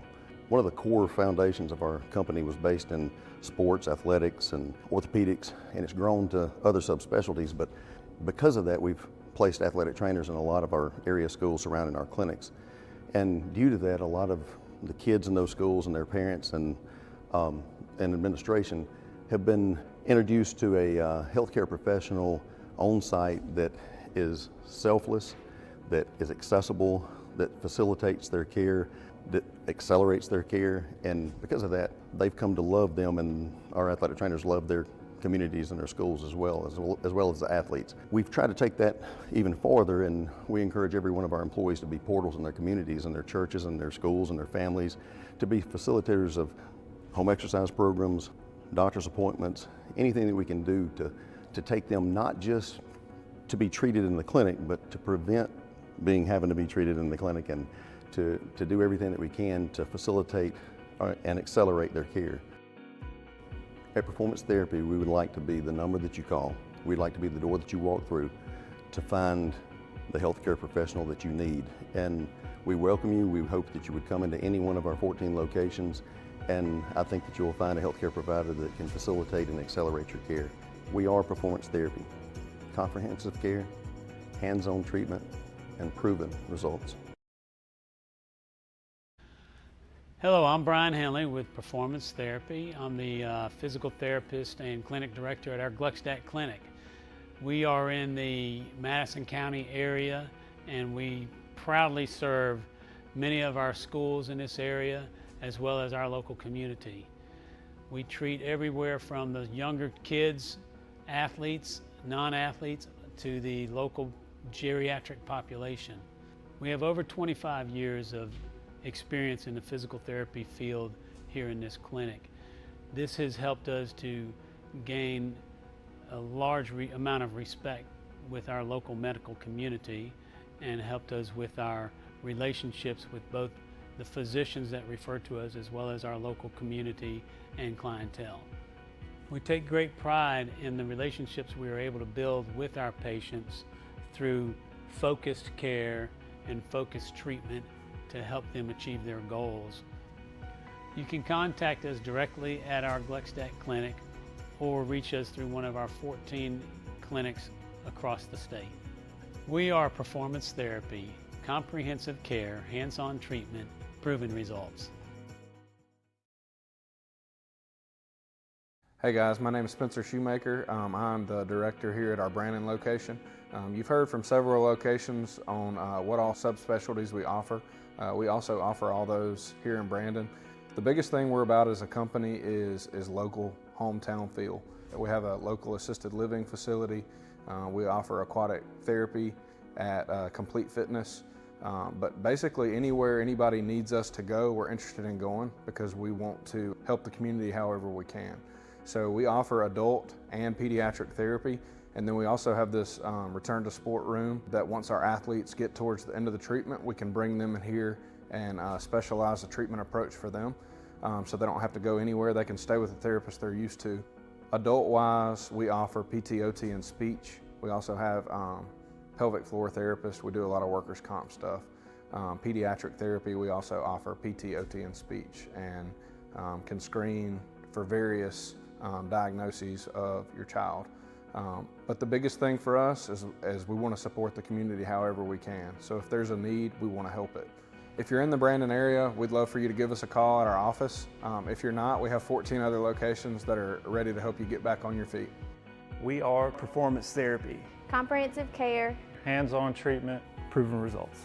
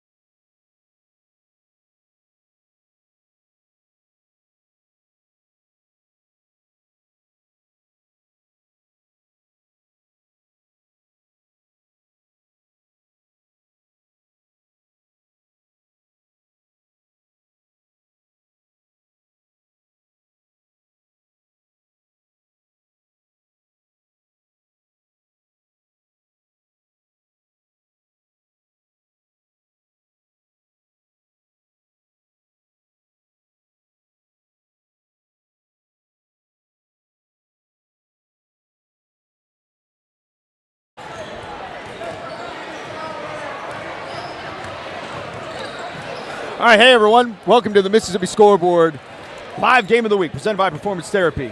My name is TJ Werre. I'm sitting alongside the esteemed, the infamous, needs no introduction, Mr. Ray Coleman. How you doing, Ray? I'm doing well, man. I'm glad to be here. We are going to watch Northwest Rankin and Ridgeland. We just watched the girls of Northwest Rankin beat the Lady Titans 48-37. It is senior night here at Ridgeland High School in this non-region intra-classification matchup between the 7A Northwest Rankin Cougars and the 6A Ridgeland Titans. It is senior night. Just had the ceremony. It's always fun to see the parents and the family members come out with their seniors. The Cougars are here to play spoiler, Ray Coleman. Yeah. On senior night. That's the way it goes, man. A great, what I would consider a tune-up matchup. Doesn't really count. It does, as a win and loss in your ledger, but we're talking about postseason action. It doesn't count. But here's why it's important.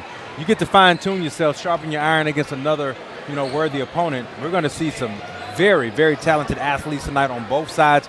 I predict we're going to see some high flying. We're going to see some great defense, offense, you name it. We got two really good coaches, too, tonight. So a who's who when it comes to tonight's main event between the boys of Northwest Rankin and Ridgeland High. And the main event has two main players in Mississippi high school basketball, that being Deshaun Dillon, just a sophomore at Northwest Rankin, and then the senior at Ridgeland, the Dandy Dozen, Phil Nelson, averaging 21 points per contest. He's good, right? I mean, listen, I'm gonna get into the weeds as to why he's good, but first things you need to know is that he is good. And he can do a little bit of everything. We talked to his coach, man, and he is the guy, but he is the guy to do so much for the team. A lot of times you look to your star player to score points. Well, he said we need him to be involved in every facet of the game. He has to be our best defender, our best facilitator, and he does that. And he said on top of that, he's a great kid off the court. So that means he's a great leader, right? He's going to hold everybody accountable. So we'll see how that looks tonight versus Northwest. All right, looks like we're about to get the starting lineups. I haven't seen who Northwest Rankin is starting yet. So I'm going to learn when everybody else learns. When you learn, Ray Coleman. Yeah. Ridgeland led by Teron McIntyre in his 6th year. Northwest Rankin, meanwhile, led by first-year head coach Sir Dante Washington. Spent the last 11 years of his coaching career at Provine High School. Yeah. Provine just filled with tradition. And they have Northwest Rankin, who just won a state championship a couple years ago. Right. Kind of shocked everybody because we called one of their semifinal games again. We're like, how'd Northwest Rankin get here? Not known for the basketball, but now they're pretty good. Yeah, so, Coach Washington leaves a blue blood program, and he comes to one that's starting to have new success. The thing he mentioned to us is that, while they have that success in recent history, a lot of those young men have moved on to the collegiate level. So he has a lot of the young guys. I think he said maybe one guy that plays, serious minutes that was on that championship squad. So what he is now doing is building and building on top of that winning tradition that they have created over there at Northwest Rankin High. Just 15. They have 15 sophomores and just 3 upperclassmen. Crazy roster. Yeah. When it comes to youth and inexperience, but they're playing well. 15-12 on the year, but 7-3 in region play. 2 of those losses coming to Brandon, who is always good. Yeah.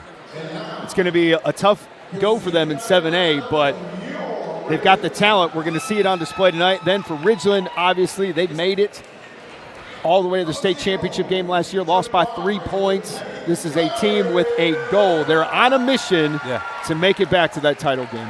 And, we talked to their coach, man. Their main losses 2 times to Columbus, I believe it was. In region play, in regional play. So they know what their kryptonite is. Yep. What you get to do tonight is fine-tune your game. Figure out your weaknesses. This is a great opportunity for you to hone in on those things. Give it your best shot here tonight, obviously, on senior night. But sharpen the iron and fine-tune it so when the games really count, when they really matter, you will for sure be ready. Ridgeland finishing their starting lineups, so I'll give them to you right now. You got number 0, senior Jabari Ferris. Number 11, he's a senior, Dalen Bass. Another senior, 20, Phil Nelson, who we just talked about. Number 21, another senior, Samuel Bender. And then number 23, a junior, Cameron Snow. Then for Northwest Rankin, I'm trying to figure it out right now. I got number 15, Caleb Hobson. I've got number 12, Christopher Sanders. I got number 1, Bryce Bolton. Number 2, Deshaun Dillon. And number 11, Cole Burleson. I don't need him before the game, Ray Coleman. I don't need him. That's why you're a professional, man. All right, I'm looking forward to this one. Let's see what we can get tonight as Ridgeland is going to win the opening tip. That ball goes to Cameron Snow. And they're moving down quickly. Corner 3 on the way. No good. Here come the Cougars. That one rebounded by Deshaun Dillon, a 4-star wide receiver in his class. He is something special on the gridiron. He's also something special on the basketball court as well, averaging 17 points per game. He had a season high 29 against Oak Grove on Tuesday night. Yeah, he's the guy, man, on both the gridiron and the basketball court. He can do a little bit of everything. You see him here on the perimeter right now, but if you're not careful, you'll end up on the other end of his poster. The kid can fly. Bryce Bolton back across the court, now to Dylan, back over to Bolton. Draws the double. Dylan open, high bounce off the rebound. A double bounce, doesn't fall. Here's Phil Nelson. Both teams opening up in zone defense to start things out. 2-3 defense here being shown by the Cougars.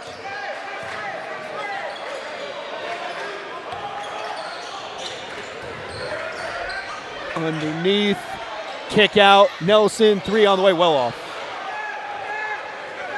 No score in the first minute, 15 seconds. Quickly down the floor come the Cougars, cross-court pass, and they'll get things set with Bolton. Thought about it, Dylan, corner, 3 on the way, no good. Rebound goes to the Titan, the 3 no good from Caleb Hobson. Here comes Cameron Snow, kicks it down to Jabari Ferris. Rattles around the rim, no good.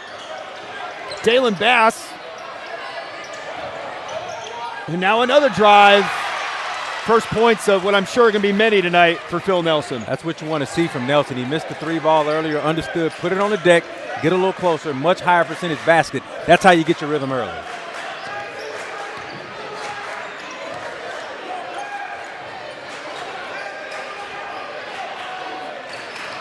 Northwest Rankin just trying to find a way to get into the zone. Coach McIntyre for Ridgeland on the sidelines. He's got his hands up. He said his team is still looking for respect. Says they're not getting enough respect as Dylan draws the foul. Even though they made it all the way to the state championship game last year, he just feels like his team is kind of underlooked here as one of the best teams in 6A basketball. I tell you what, both teams starting this one off showing great patience. You know, a lot of times when you have athletes that can fly and get up and down the court real quick, man, they want to rush the process and start to see the ball go in early. Both of these teams are doing a good job of focusing in on how they're going to beat these zone defenses rather than just doing trial and error. Find the weak points through passing and cutting. Especially for Northwest Rankin being a younger team, you expect maybe to be more immaturity on the basketball side, but they have been patient. Dylan gets 1 of 2. It is 2-1. Now you see those Cougars out in the 2-2-1 three-quarter court pressure. And Cameron Snow over to Nelson and back to Snow, and they'll set it up.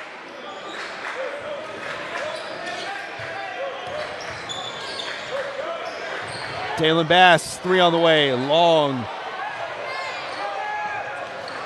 Here comes Bryce Bolton. Drops it down for Dylan. Steps into the 3, no good. Offensive rebound, Northwest Rankin, and a block by Samuel Bender. Hanging with it, and the Titans get the ball. Yeah, that's how you do it, man. You gave up the second shot opportunity, but you didn't give up on the play. Denied, keeping things tight here early on. Northwest Rankin applying pressure in the full court. That was almost in your lap, Ray Coleman. Here's Snow. Kick, Nelson, long 3, got it. Smooth as butter, and Phil Nelson has his team's first 5 points. It's 5-1. What I appreciate about Phil, he didn't get overexcited about the first made 3 ball, just came on back down the court, got in position to set off this zone defense. Sean Dillon kicks it down low, now kick outs. Sanders, now Dillon, swing it around. Bryce Bolton for 3.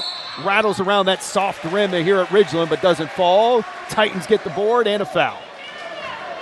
Even though that shot didn't go in, that's a great look. That's great ball movement. The Cougars are snapping that ball around the perimeter, inside and out, making the Titans have to move and not be comfortable in that zone defense. Cameron Snow bring the ball up. The only junior in the senior-laden starting lineup for the Titans. Phil Nelson, first 5 points for his team.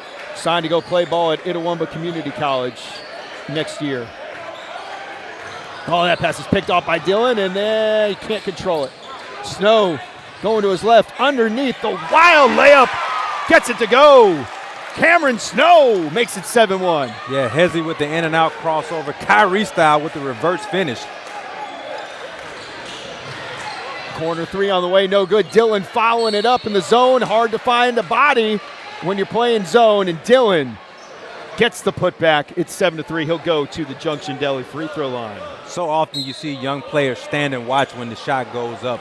Follow the shot, right? Follow the shot. Even the shooter. You want one guy back, you know, for the outlet, but everybody else should be crashing the boards. That's what you saw Deshaun Dillon do right there to get himself an and one opportunity.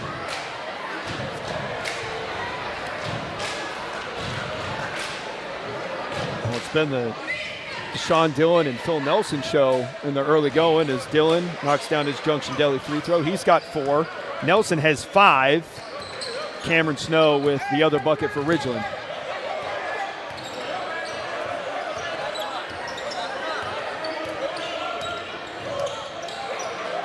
Nelson swings it over into the corner. That one goes. That's a three-pointer from Samuel Bender. No hesitation for Bender. Absolute confidence on that corner 3 ball. Not a 3. Give him 2. Okay. 9-4. The hands were raised. I thought it was a 3, but I guess not.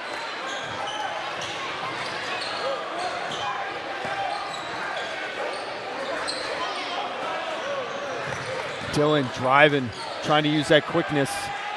Now he's just fighting. Offensive rebound. Kick back out. That's all right.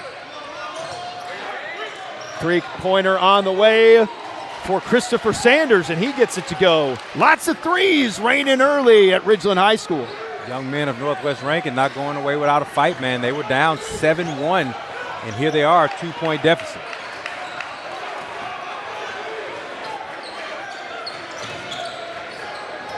Here's Snow trying to shake his defender, and we're going to get a foul on the Cougars. That one is going to go to Antoine Harris, who just checked in. Liking what I'm seeing so far, TJ, from both teams. They are both very comfortable in going up against zone pressure. Well, I love how we've got Phil Nelson and Deshaun Dillon guarding right up against each other, and then there's Dalen Bass. He's got 3. It's 12-7. Well, the Titans are clearly feeling it here in their home gym from the land of good and plenty. They got great looks, and they're making them count. Just made my heart warm when you say land of good and plenty. Speaking of the land of good and plenty, my goodness, it's raining threes. Christopher Sanders with back-to-back triples. He's got 6. It's 12-10. That one didn't touch the rim either. It just moved the net back down for where he hung it on his last one. Snow, that one not too good. Here comes Bryce Bolton to Dillon in transition. Too strong. He knows it. And one. It's 12-12. That's a football player right there, man. So him going up and getting fouled is one of those things where it's not going to cause him a lot of confusion. He's used to having deep routes and jump ball opportunities in an end zone. So an and one opportunity is not going to scare him at all. Ashton Manuel, Caleb Holmes, and Josiah Davidson checking in for Ridgeland to a rousing ovation. Never seen that for guys coming into a game. There might be a story there as Deshaun Dillon tries to finish off a 3-point play at the Junction Deli free throw line. Misses. Northwest Rankin can't secure the rebound. So here come the Titans. Nelson drives, fouled. Nelson is so strong, man. You can tell when he drives to the lane, the power that he brings. He's shedding defenders. You see him trying to reach in and slap the ball out of his hands. And that's not going to happen tonight. The young man is too strong. Jalen Gaddis into the game for Northwest Rankin now. Ball out to Nelson. Josiah Davidson who just checked in. Now it's Cameron Snow's ball, averaging 5.6 assists per game for this experienced Titans team with big house aspirations in the next month of the season. Titans quickly moving the ball around. Northwest Rankin, the defense, the help defense, so good, forcing an errant shot. The Cougars get the rebound. Here they come with Dillon. Everything on that possession looked great except the finish. They did a great job of sharing the rock. Bryce Bolton underneath. Gillespie out to Deshaun Dillon. Hangs the net. No one's touching the rim when the balls go in on the Northwest Rankin end. 8 for Dillon. 15-12 Northwest Rankin, and a foul called on Dillon. You want to know the influence of the NBA game? It trickles down, man. I tell people this all the time. It takes a few years, but when you see your Steph Currys and your LaMelo Balls and anybody that's pulling from deep and making it look easy, it trickles down to the high school level, junior high level, you name it. These young men are excellent shooters here tonight. I've been really impressed with it, too, because sometimes you'll have teams jack up a bunch of threes. Sure. Doesn't really look like it's a thing they should be doing, but, I mean, they look so natural doing it. Yeah. They look like they've had a lot of success doing it, and both teams are having success tonight. 15-12, 20 seconds to go in the first quarter. Northwest Rankin with an early 3-point lead. Cameron Snow with the ball in his hands. He's got 2 points so far. Phil Nelson has 5. Those came early. He's been quiet. 7 seconds to go. Snow drives. Dillon open. Three-pointer, no good. Offensive rebound. And a foul right at the horn. Marquise Williams staying with it, and he's going to get some Junction Deli free throws as we end this first quarter. Love the effort there for the second chance opportunity for the Titans. It's the way you hustle, man. You think it can be the last shot because time is running out, so everybody relaxes a little bit, everyone except for this young man, and because of it, he's rewarded with 2 free throws. And this is the first one. I need Brandon running our camera down there on the Ridgeland side to zoom in on that hung net for the second time in the first quarter. You don't see that twice in a quarter. Second one good. And that's how the first quarter ends as Marquise Williams makes the Junction Deli free throw. 15-13, Northwest Rankin. Ray Coleman, what impressed you the most about that first quarter? Goodness, first of all, the pace from both teams was incredible. I was a little bit winded just watching them. Both star players came out and did exactly what you would hope they would do, not only offensively, but they took on the challenge of guarding each other. You mentioned that, as the game, got underway. I want to see more of that. I love to see best versus best. Don't shy away. Don't worry about getting tired. If you want to make a name for yourself, you go at the top guy from the other side. So looking forward to seeing what they bring in the second. No doubt. So Dillon with 8 points, Nelson with 5. Christopher Sanders had 2 threes for Northwest Rankin in that first quarter, so he's got 6 points. Both teams looked really fluid offensively. Didn't look like they were trying to do too much on either end. Really looked impressive. Caden Gillespie took down the net on the Northwest Rankin side, by the way, so the net is now hanging again. As we get for now. Second quarter underway. The Mississippi Scoreboard Live Game of the Week presented by Performance Therapy. Second game of our doubleheader. Regular season finale for both teams. Senior night for the Ridgeland Titans. Northwest Rankin trying to play spoiler, up 3 after the first 8 minutes. Jordan Samuel dumps it down. Christopher Sanders no good. Here come the Titans. Ashton Manuel with the ball, averaging 11 points per game in his junior season. Now back out to Nelson. I just want to see this matchup all night, man. Don't give it up. Drive on him, make a move.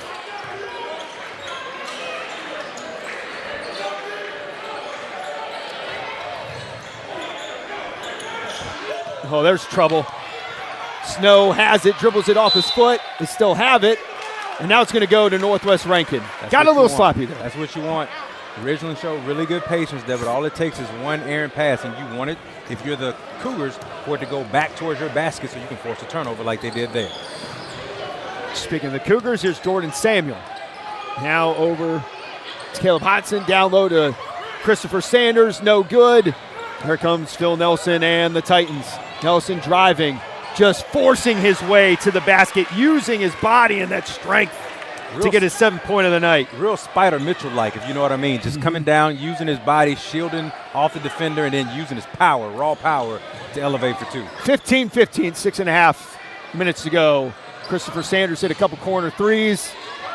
Underneath, great block by Snow. Ridgeland comes up with it. Snow, this is incredible. The passing now on the other end. 3 on the way. Can it go? no! On the offensive rebound, no! Wow. The Ridgeland fans were about to lose their mind on that three-pointer. Spins all the way around the hoop. Yeah. What a sequence. Players on the floor, passing it to each other. That's my favorite sequence I've ever seen for a basket not to go in. That was so good. When people say the shot is halfway down, that's what they mean right there. It's halfway Just down. Somehow spinning. it's spun out. It's that's incredible. unbelievable. Yeah. What a sequence. Still going to end up with Josiah Davidson at the Junction Deli free throw line. And the first one rattles in. The shooter's roll, the home team, home gym roll, finally goes Ridgeland's way on the free throw. Let's see if Davidson can make 2 of 2, and he does. So Ridgeland was down. Now they're up 17-15. Northwest Rankin without a bucket here in the first 2 minutes of the second quarter. Christopher Sanders out to Caleb Hobson on the wing. Nothing but net. That's burning a hole in that net. I mean, that is exactly how you break down a full-court press. Angled passing, waiting for the open man because the defense is now trailing. Wide open 3-ball. 18-17 Northwest Rankin. Dillon over to Snow. This is Davidson.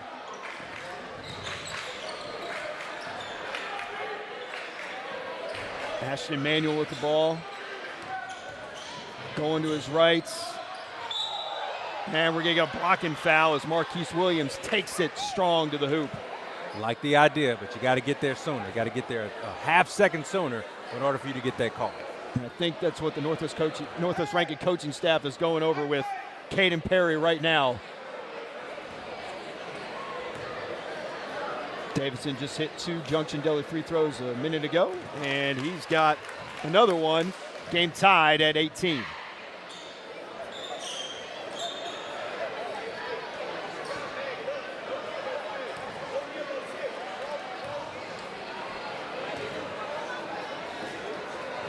Both free throws good. Josiah Davidson a perfect 4 for 4 from the stripe. It's 19-18. Ridgeland has the lead for the first time since the early minutes in the first quarter. So again, full-court pressure here by the Titans. Jordan Samuel, a fancy handle. Here's Dillon. Now Samuel in trouble, drives into traffic. Cameron Snow steals it. Up ahead to Davidson. Left hand, no good, and we're going to get a goaltend. Nice effort by Perry. I don't think that basket was going either way. Yeah. Davidson now has 6, and Ridgeland has a 3-point lead, 21-18. You love the effort. I mean, you don't want him to stop playing that way, but I think if he would have just gone up and looked at it before he swatted, he would have realized it wasn't the right angle for it to go in anyway.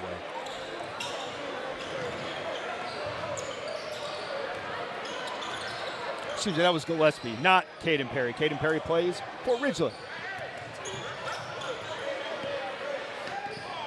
Bolton swings it over to Dillon. He did not hesitate as that one rattles off the front of the rim. Here comes Cameron Snow.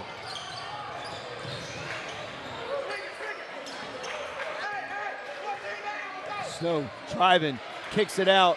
3 on the way from Ashton Manuel. No good. Rebound to the Northwest Rankin Cougars. Here's Bryce Bolton.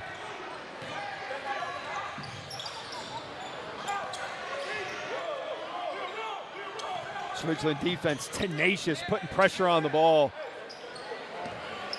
Trying to force mistakes, and they've done that a couple times tonight.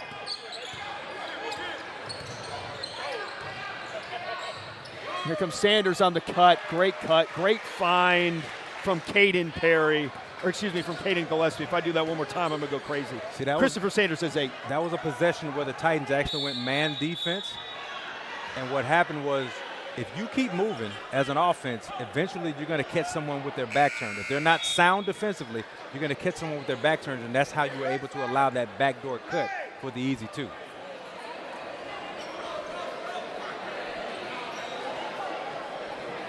Cameron Snow will inbound. 3:53 here remaining in the second quarter between Ridgeland and Northwest Rankin, 21-20. Titans over the visiting Cougars. Phil Nelson, 7 points thus far.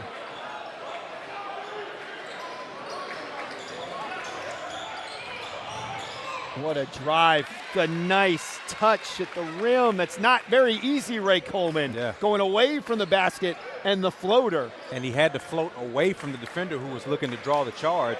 Great body control to get the two. Sean Dillon guarded by the lengthy Marquise Williams. And he's going to draw a foul. Too much length as he fouls him on the way down, and Dillon is going to go back to the Junction Deli free throw line.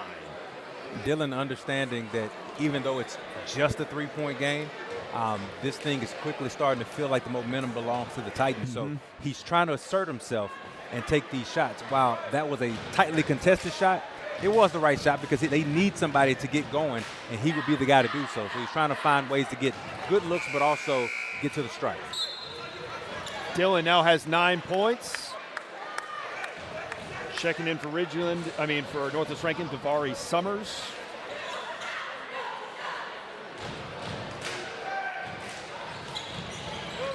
Both free throws good.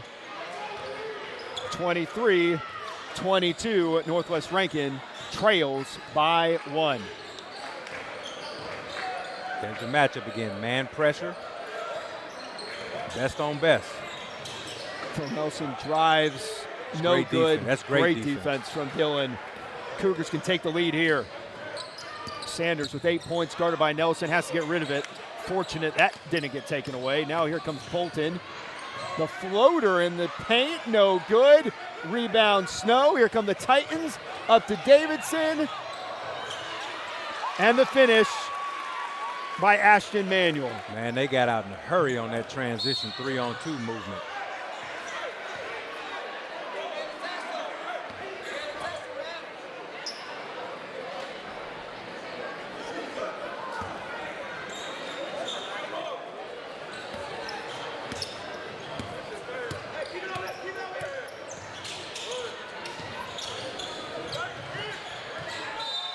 Sean Dillon leads Northwest Rankin with 10 points right now, but then the turnover on his end, and we got a timeout called by Northwest Rankin head coach Sir Dante Washington. A Tatum and Wade attorneys at law timeout. Things have kind of slowed down for Northwest Rankin offensively. What do you think Ridgeland's doing? Man, they're just playing really good man pressure. I mean, you love to see it. We've been talking about the matchup of the two stars, and they're matching up against each other, and what you saw right there was tremendous pressure by a phenomenal athlete who just happens to be a really solid athlete in terms of stature and size. And so he did not allow Dillon to get anywhere he wanted to with his athleticism. Forced him to the baseline, and when he got him there, forced steal. 2:18 to go in the second quarter. Ridgeland trailed for the better part of the first quarter and into the second quarter. Now they've taken the lead. A balanced effort. Josiah Davidson with 6 points in this quarter. Phil Nelson has 9 total. The Titans showing their mettle, their toughness, their patience, which is why they're definitely going to be a team to beat when it comes to the postseason, which starts next week. Cameron Snow. Move looked good. Jumper well off. Here comes Bolton. He loses the handle. Drop it down, and Dillon rejects it off the backboard. Yes, sir. Yes, sir. That's what I'm saying. These guys, the two best players on the floor, they play both ends of the floor. That's what makes you a great player, man. Not that you can just, fill up the scoreboard, by your name and say, I had 30. What are you doing on the defensive end? Are you slowing down the other team's best guy? Are you creating havoc around the rim? I love what I'm seeing. These guys, I wonder what, their resting heart rates are. Going up and down the floor like that. I mean, Deshaun Dillon been running gassers since the summer for football. Yeah. Then he gets the basketball, pulling up for 3. Yep. It's good. This game is tied. Deshaun Dillon with the triple, 25-25. Then Phil Nelson on the other end, the left-hand layup. Hey, man, this is what you want to see. Two of the best players that this state has to offer going toe-to-toe, lining up against each other, knocking them down. Let's go, man. Phil Nelson wasted no time getting down the floor. Then showing the left-hand ability. Dillon on Nelson. I'm loving it, Ray Coleman. We're tied at 27. We're getting to see this for free, by the way, folks, huh? Not bad.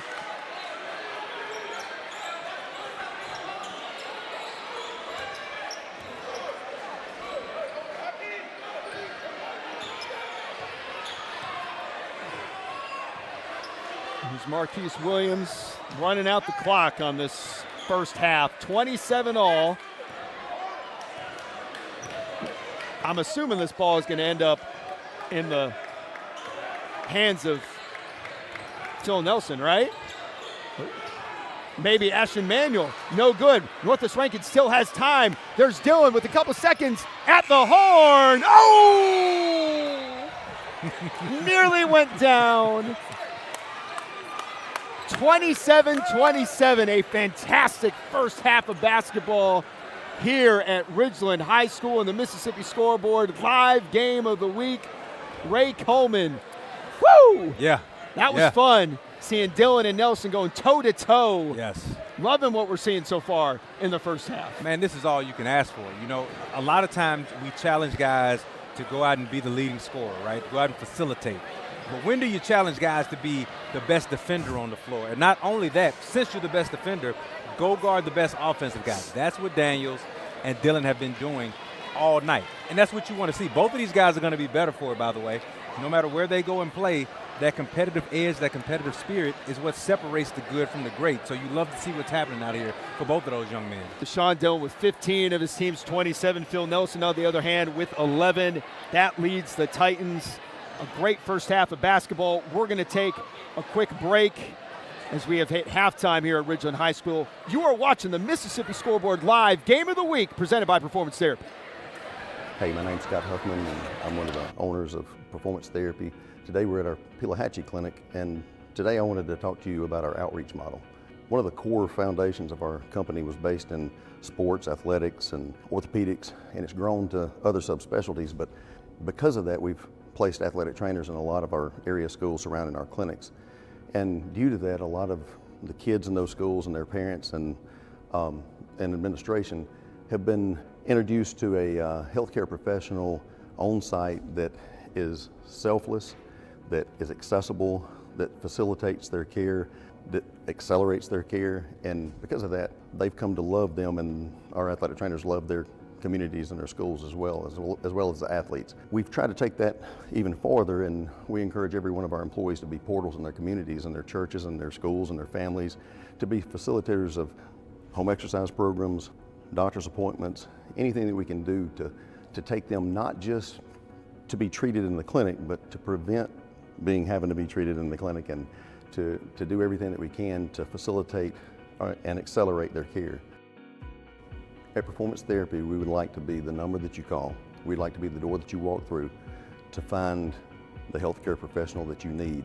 And we welcome you. We hope that you would come into any one of our 14 locations, and I think that you will find a healthcare provider that can facilitate and accelerate your care. We are Performance Therapy. Comprehensive care, hands-on treatment, and proven results. Hey, I'm Courtney Turner. I am the director at our Canton location. Here at our Canton location, we offer quite a few subspecialties. We have physical therapy, occupational therapy, and speech therapy, and all of our disciplines see adults and pediatrics. So some of our specialties include LSVT for Parkinson's patients. We have LSVT Loud and LSVT Big. We also offer services in pelvic floor physical therapy and dry needling. We see diagnoses ranging from athletic injuries to post-op patients to geriatrics, fall prevention, balance, and a wide range of neurological disorders. Here at our Canton Clinic, we are very involved in our community. We love to go to sporting events, go to local community outreach activities, and we also love to go help churches with their exercise programs and educational and services for local support groups. We like to say when you come here as a patient, you become part of our family, and I feel like that's very true here at our clinic. If you are in the Canton area, you can reach out directly to our Canton location, or if you are somewhere else in the state, feel free to contact any of our other 14 locations. We are performance therapy, comprehensive care, hands-on treatment, proven results.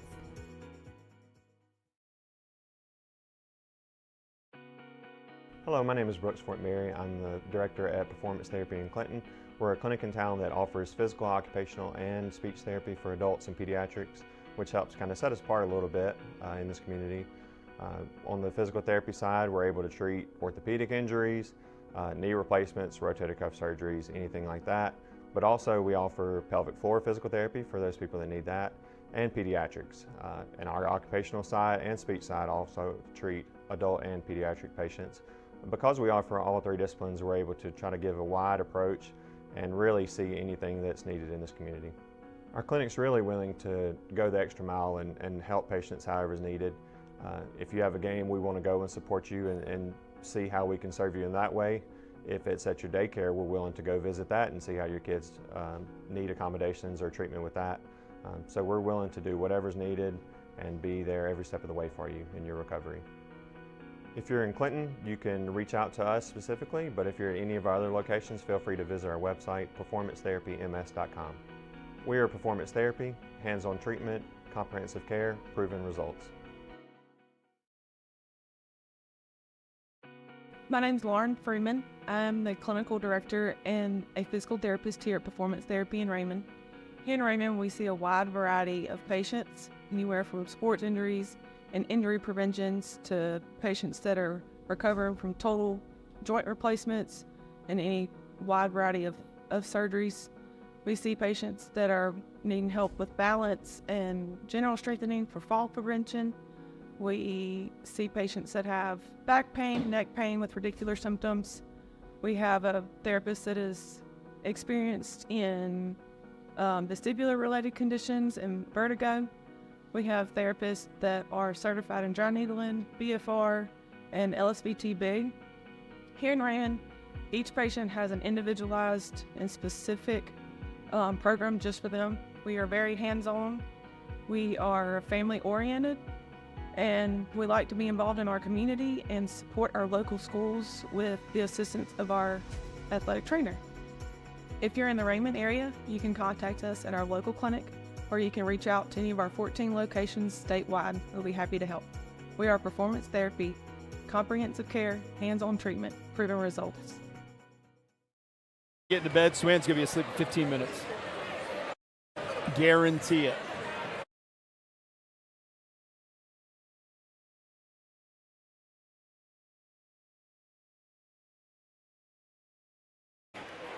I just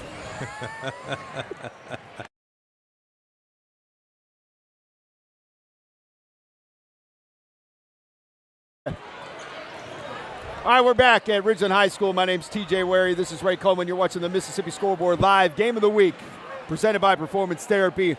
27-27 between Northwest Rankin and Ridgeland. It's been a fantastic ball game featuring two of the best players in the state.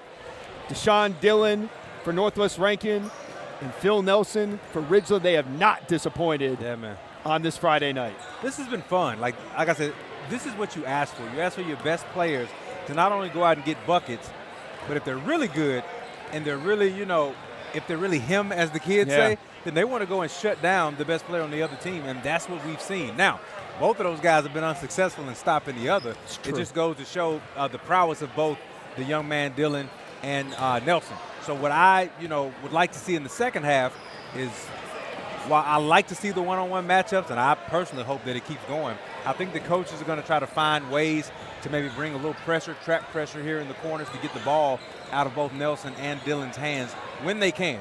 Great players, you can't stop them. You just got to figure out a way to slow them down and hope that they miss shots along the way. We talk about Northwest Rankin and trying to slow down Dillon. Only 3 guys have scored points for Northwest Rankin tonight. Dillon's got 15. Christopher Sanders has 8. He had a couple threes. Yeah. And then you have Caleb Hobson, who has a 3. That's it. That's it. So if you can get the ball out of Dillon's hands, you might have a chance to keep Northwest Rankin off the scoreboard from some extended stretches. I guarantee you that's what the Titans talked about in the locker room. Again, you can't go and bring trap pressure to him when he's at the top of the key. That's just not going to work. There's too much space for him to operate. But when he gets into those corners, little subtle times when you can bring pressure to force him to throw it away, that's what you got to do. On the other end, you know that you have to stop Nelson. That one's going to be a little bit more difficult if you ask me, because Nelson is really good with playing without the ball. When you see with Dylan, he has to have the ball in his hands to create, and that's okay. He's the best player on their team. But for Nelson, he's more mature. He has found ways to get the ball without having to be the main ball handler. Now, this is a young team for Northwest Rankin, bunch of sophomores. Meanwhile, for Ridgeland, 4 seniors and a junior in that starting lineup from a team that made it all the way to the state championship game a year ago before losing to Olive Branch. So 27-27, 40 seconds left here in halftime. Looking at Ridgeland, their box score a little more balanced. Josiah Davidson with 6 points, Ashton Manuel with 2, Dalen Bass with 3, Marquise Williams with 1, Phil Nelson with 11, and then Samuel Bender and Cameron Snow both have 2 points each. So Ridgeland has shown that maturity, the ability to spread the ball around. If you can do that, shut down Dylan, probably have a good chance of coming out of here on senior night with the victory. Here's why they're able to share the wealth. When we talked about Nelson kind of being the guy that doesn't need the rock, so he's running off screens along the baseline. Well, if you're help defense, you're looking for him, right? So as you're looking for him, the player you're supposed to be guarding is wide open. So that's how they're able to spread that wealth a little bit more. It's more effective for them that way.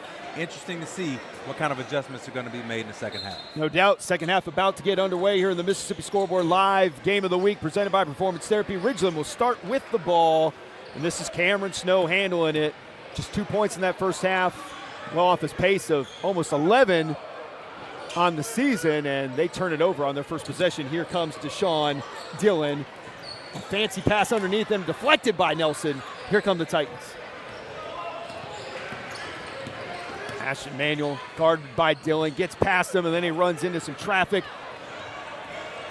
Dillon in transition, can't get it to go. You're not going to get a roll on that rim. We've seen that already tonight. Yeah, he lost it on the way up a little bit as well. Right when he was getting ready to turn his hand over for the finger roll lay-in, he lost it. All right, jump ball, and it will stay with Northwest Rankin. Bolton to inbound. It's Davari Summers, and now three-pointer on the way. Jordan Samuel, no good. Offensive rebound for the Cougars. Trying to get it back, and a foul is called on Marquise Williams. Second chance opportunity there for the Cougars. They do a really good job of crashing the glass. For them to be such a young team, they have figured it out that you can give yourself more opportunities if you just follow the shot of your teammate. Bolton gets it into Dillon.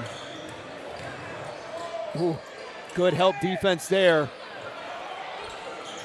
As Josiah Davidson was able to cut him off. Dillon looked like he had that move to the baseline.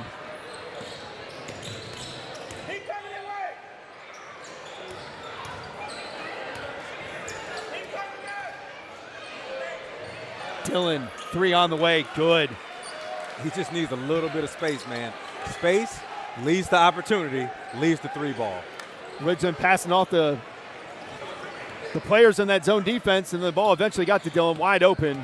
Like you said, doesn't need a lot of space. Knocks down the three, 30-27, Northwest Rankin. Phil Nelson gets that jumper to go, makes it look so easy with the mid-range J, 30-29. It seems like every time Dillon scores, Nelson scores. The young man understands the tempo of the game. Notice how he played off of that screen. He did not have the ball. He just ran himself open for that jump shot. Bolton drives, picks up his dribble, kicks it back out. Now here's a drive from Antoine Harris. Kicks it down to Davari Summers. That's his first 2 points in the game, 32-29, Northwest Rankin. That's a great look. He had a lay-in, which would have been a high percentage basket, but a higher percentage for a wide open lay-in. Ashton Manuel from the same spot that Nelson just hit from. He knocks it down. He's got 4 points, 32-31. Didn't take these guys long to warm up for the second half, did it? No, it did not. And showing the touch and the mid-range Jays as well.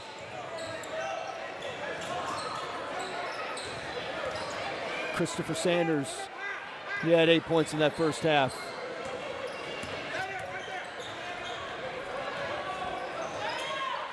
Corner three, Bolton, no good. Rebound, Nelson pushes it up the floor. Good pass, and one. Cameron Snow gets it to go, and Northwest Rankin retakes the lead. It's 33-32. A Junction Deli free throw coming for the junior guard. Great push pass by Nelson. Understanding he didn't need to dribble it to get it down. The pass is quicker than the dribble. One pass gets it up to Snow, and Snow with great body control for the easy and one. 5:21 left in this third quarter. Coach McIntyre holding court with his guys while Snow's at the free throw line. Can't get it to go.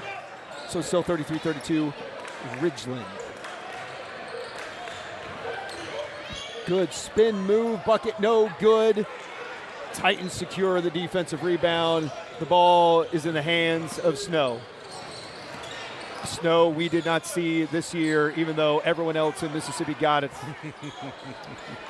What kind of world are we living in when New Orleans gets 10 inches and we get 0, Ray? Yeah. Garbage. The world's turned upside down.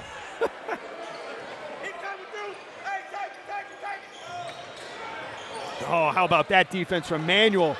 Sneaking around. Phil Nelson in transition. Makes it look so easy. Phil Nelson has 16. Ridgeland up 36-32. Timeout, Northwest Rankin. That's a smart timeout by Coach Washington. I like to say Nelson is cooking. You don't want him to be in there in chef mode. Right now he's just kind of boiling the water a little bit, finding his ingredients. You don't want him to be full on, slicing and dicing. Settle them in. Go back to your guys and say, hey, we do remember what number Daniels is, right? Excuse me, Nelson. We do remember what number Nelson is, right? Right. All right, then he shouldn't be shooting that wide open. Somebody's got to be in front of him at all times. Well, that's the thing, as we're in this Tatum and Wade attorneys at law timeout.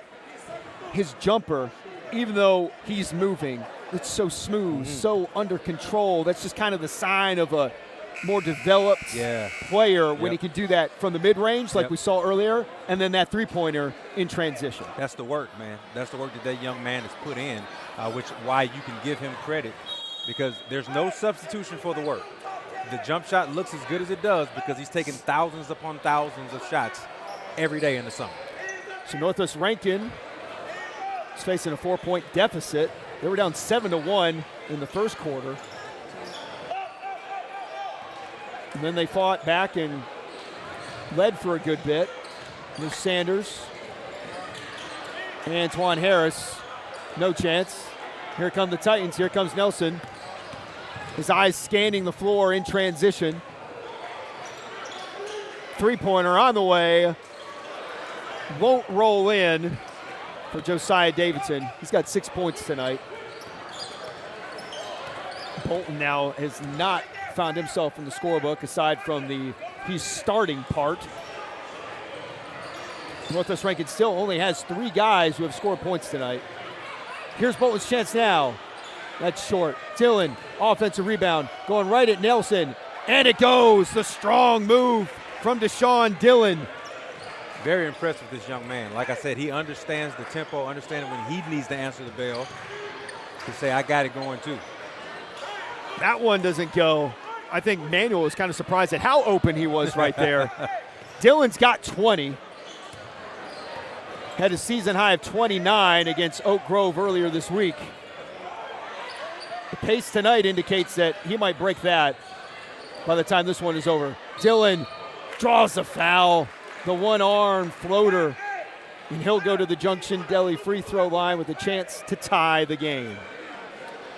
Dillon saw the open space right there, free throw line extended. He understood all the attention was facing the ball. All he did was just go to the open spot. So much of zone, beating a zone defense is just getting to the open spot. And so wherever they vacate, you go, and that's where you'll get a good look. 21 points now for Deshaun Dillon, who is a 4-star wide receiver in the class of 27. Yes. Yes. Yep. Sophomore, 27. Yes, sir. But something tells me he might have some basketball offers at some point as well. He'll have his pick of the litter for sure. What a terrible problem to have. Snow for 3, no good. Sanders rebound in the hands of Dillon. 39-36, Ridgeland has the lead. Nelson nearly picked that one off, and it is off Northwest Rankin. Off of Nelson, and then off of Harris. And Ridgeland gets the ball. Full court pressure here from the Cougars, 2-2-1. On the floor, there's Davidson to Nelson, hanging in the air, can't get it to go. But Marquise Williams is there to clean up the mess.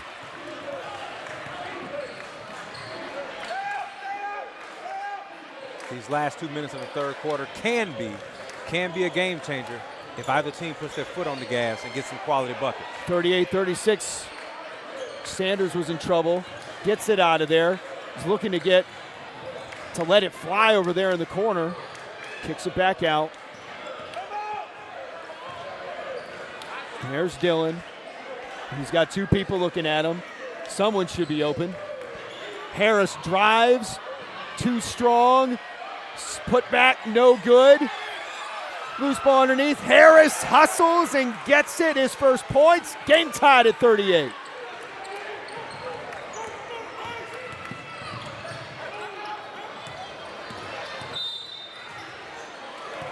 Nash Manuel will draw a foul. 38-38. A minute 18 to go in the third quarter. I don't think anyone's pulling away in this one, Ray. Yeah, man. This is the way it should look, though. Like I said, both of these teams very, very talented. One of the teams has more notoriety for sure, but both of these teams can go, man. So it's nice to see that they're not checking out of this one, that no one's conceding just because it's not a meaningful game in terms of postseason play. Go out here and get this win, man. I think there might be some awareness of who's on the floor tonight for both teams. Nelson and Dylan, as Davidson draws a foul. Northwest Rankin went 7-3 in 7A Region 3 this year, while Ridgeland went 8-2 in 6A Region 2. There's only 2 losses coming to Columbus, who just so happens to be one of the top teams in the state as well. And in those situations, a team like Ridgeland, they want to see Columbus again. Mm-hmm. Even though you've lost those 2 games, somebody may say that's your kryptonite. I think I made that joke earlier, but you want that opportunity to get them back, man, to say, listen, we're not afraid, and in fact, we want to go through you to get it done. Josiah Davidson, 2 for 2 from the Junction Deli free throw line. Northwest Rankin trails 40-38, under a minute to go here in the third quarter. Bryce Bolton, guarded by Snow. There's Caleb Hobson, now Deshaun Dillon. Northwest Rankin in no hurry right now. Ridgeland applying the pressure, trying to force a turnover near half court. It's one of those things when you try and play keep away. Keep away can get kind of tough. Yeah. You can play keep away as long as you want, but if you turn this ball over when you're trying to get to the cup, it's really irrelevant.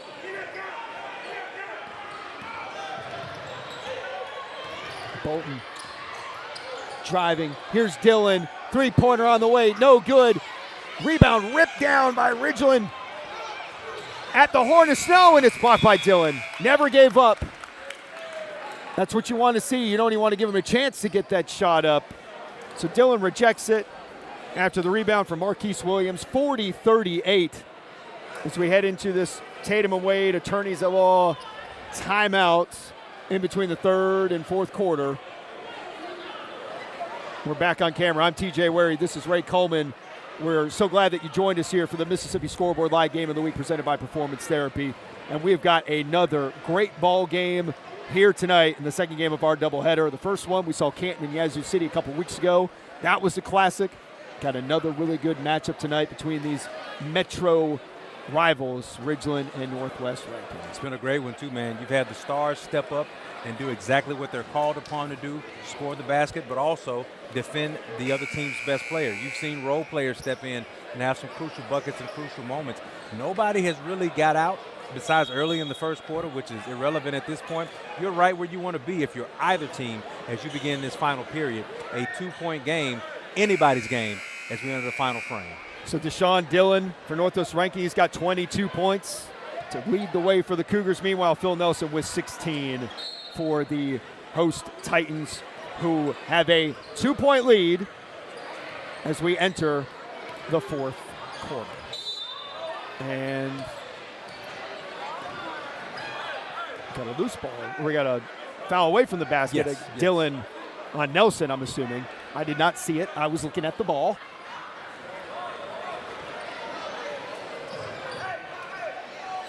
And here's Nelson. Now over to Snow. He's got 4 points tonight.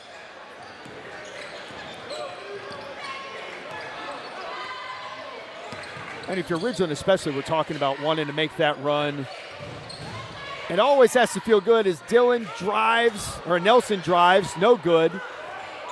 If you can take down a team from 7A. It might not be that much difference in the teams, but it always feels a little bit more when you go, okay, we got one of them bigger schools. Absolutely. We took them down. Now let's go into the postseason, wreck our class. It'll be a great win for Ridgeland to be able to come in here and get this win at home. Big win for either team. If Northwest finds a way to pull it off, then they'll say we beat one of the best teams that the state has to offer. 3 ball in the corner. And they have to take it. Caleb Hobson for 3, 41-40. Northwest Rankin retakes the lead. Right on cue are the Cougars. Just under 7 minutes to go in this final 8 minutes at Ridgeland High School. Nelson drives. And a foul is called as Nelson goes strong to the basket. 2 big steps. Looks like he took off like just inside the 3-point line going to the 10. He will shoot some Junction Deli free throws. Sorry about that. You can see the philosophy has changed a little bit with Nelson. It was him playing off ball, running off screens, right, to get that look. Now they are bringing him top of the key and saying, give me the rock, let me create. All right, first free throw good. Game tied at 41. Some close games, free throws and turnovers are going to be the difference. Who can control the ball the best? Who can knock down their free throws in big moments? Phil Nelson knocks down his 2, and now Ridgeland has a 42-41 lead. Pace is kind of slowed down a little bit too. I think both teams are understanding that the possessions are at a premium at this point. Harris wide open in the corner for 3, and he's got it. Antoine Harris. He's got 5 points. Northwest Rankin back on top, 44-42. Just a great look. He had been sitting in that corner waiting on that one. It's one of those things you're on the floor. It's like, throw me the ball. Can you see me? Ridgeland trying to create some action off the penetration from Nelson. They got it there, but a foul is called. They got him on the drive beforehand. A little bit of a reach in there by one of the Northwest Rankin Cougars. They have the right concept. I will say that the Cougars understand they got to help. As great as both of those players are, Dylan and Nelson, you got to help your teammates. So when he's spinning and he's coming back to you, you got to be ready to step in and steal or take a charge.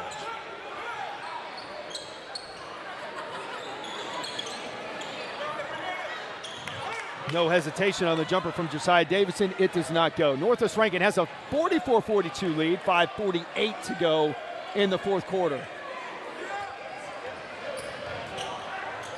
Corner 3, Harris again, in and out. That rim has been friendly to no one tonight. Especially on that end there. That end, forget about it. You got to be pure if it's going down.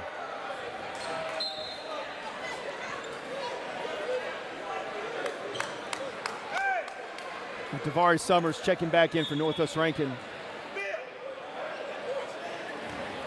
Here comes Phil Nelson. Dylan right on him. Nelson doubled. Northwest Rankin's defense stands firm in a reset.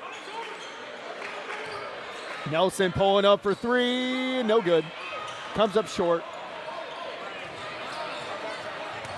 Just a little bit outside of his desired range for that shot. Northwest Rankin trying to extend the lead here, 44-42.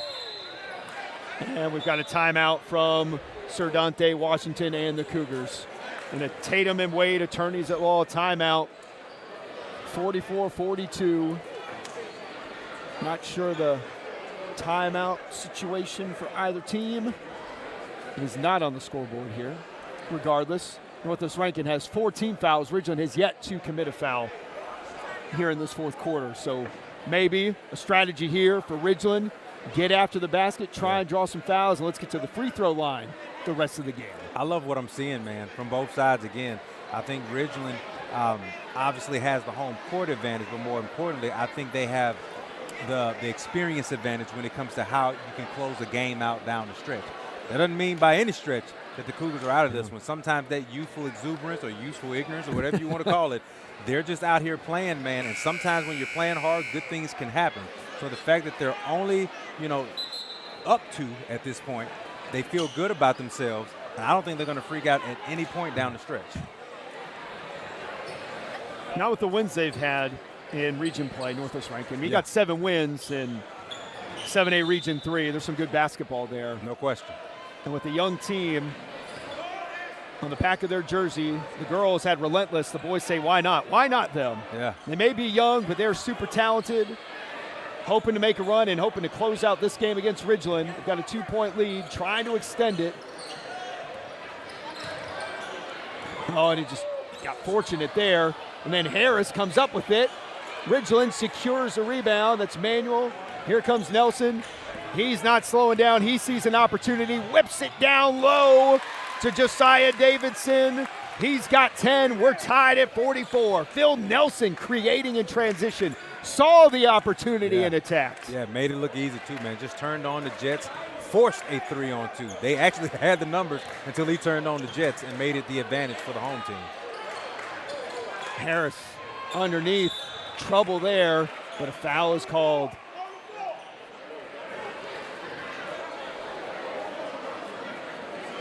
That's on Caleb Hobson, excuse me.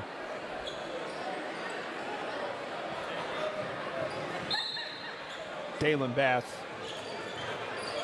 And now a steal on the inbounds. That's Cameron Snow. Now they're working the ball up. Here's Manuel. Phil Nelson in the corner for 3, no good. Look at this offensive rebound. Mark East Williams. Ridgeland has the lead. It's 46-44. That's a man rebound right there. I know that I got bodies around me. It doesn't matter. I'm snagging this one. This one is mine. You can have the next one. Williams has 5. Ridgeland has a 2-point lead. Dillon, jumper, no good. Foul called.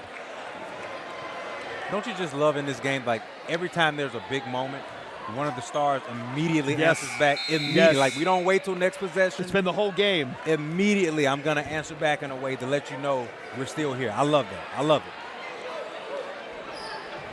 If we had a sophisticated stat-keeping machine, I could probably figure out what the largest lead has been here in the second half, but I don't think it's been more than 4 points for either team.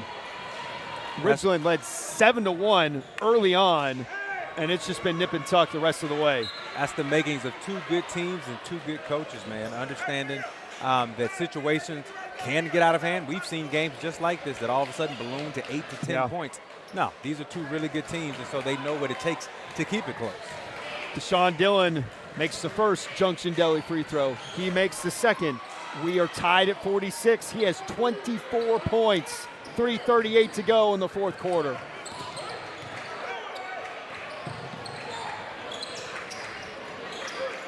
Northwest backing out into a little bit of a zone, letting their guys rest a little bit. You still got to be active, still got to have your hands out, but you don't have to chase as much when you're in the zone defense. Ridgeland also doesn't look like they're in a hurry. Maybe they're catching a little bit of breather as they try and figure out the zone. They figure out how to get it to Nelson. He's fouled before the basket. Maybe in a couple more levels, Phil, maybe. Not here.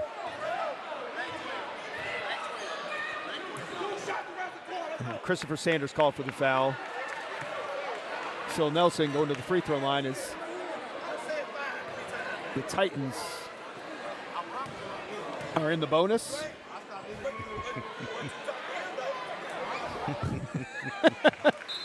You got to love it, man. We got some coach official chatter down here. Those are always the best to me. Yeah, well, we were talking to Coach McIntyre, and he wasn't sure if his team was getting the proper whistle this year, and he's working the officials tonight. He also talked about Nelson, who doesn't complain about anything, keeps his head down, and he says he'll speak up more. And either way, hey, Ridgeland's back up 48-46. Nelson has 20, and nearly a steal there in the corner by Josiah Davidson.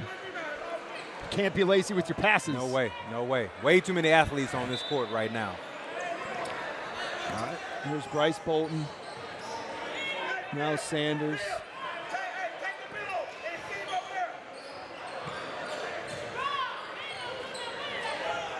Northwest Rankin trying to find a spot in this zone as well. There's Dillon. Drive, contest by Davidson, but a foul. Davidson had the right idea, hand straight up, but he kind of leaned forward a little bit. That's what drew the foul. Great position, right idea with hand straight up, but the body lean is what got the foul call. Christopher Sanders to the free throw line. The first of two. He had 8 points in the first half. He's yet to score here in the second half, but these are two big Junction Deli free throws here. First one, no good.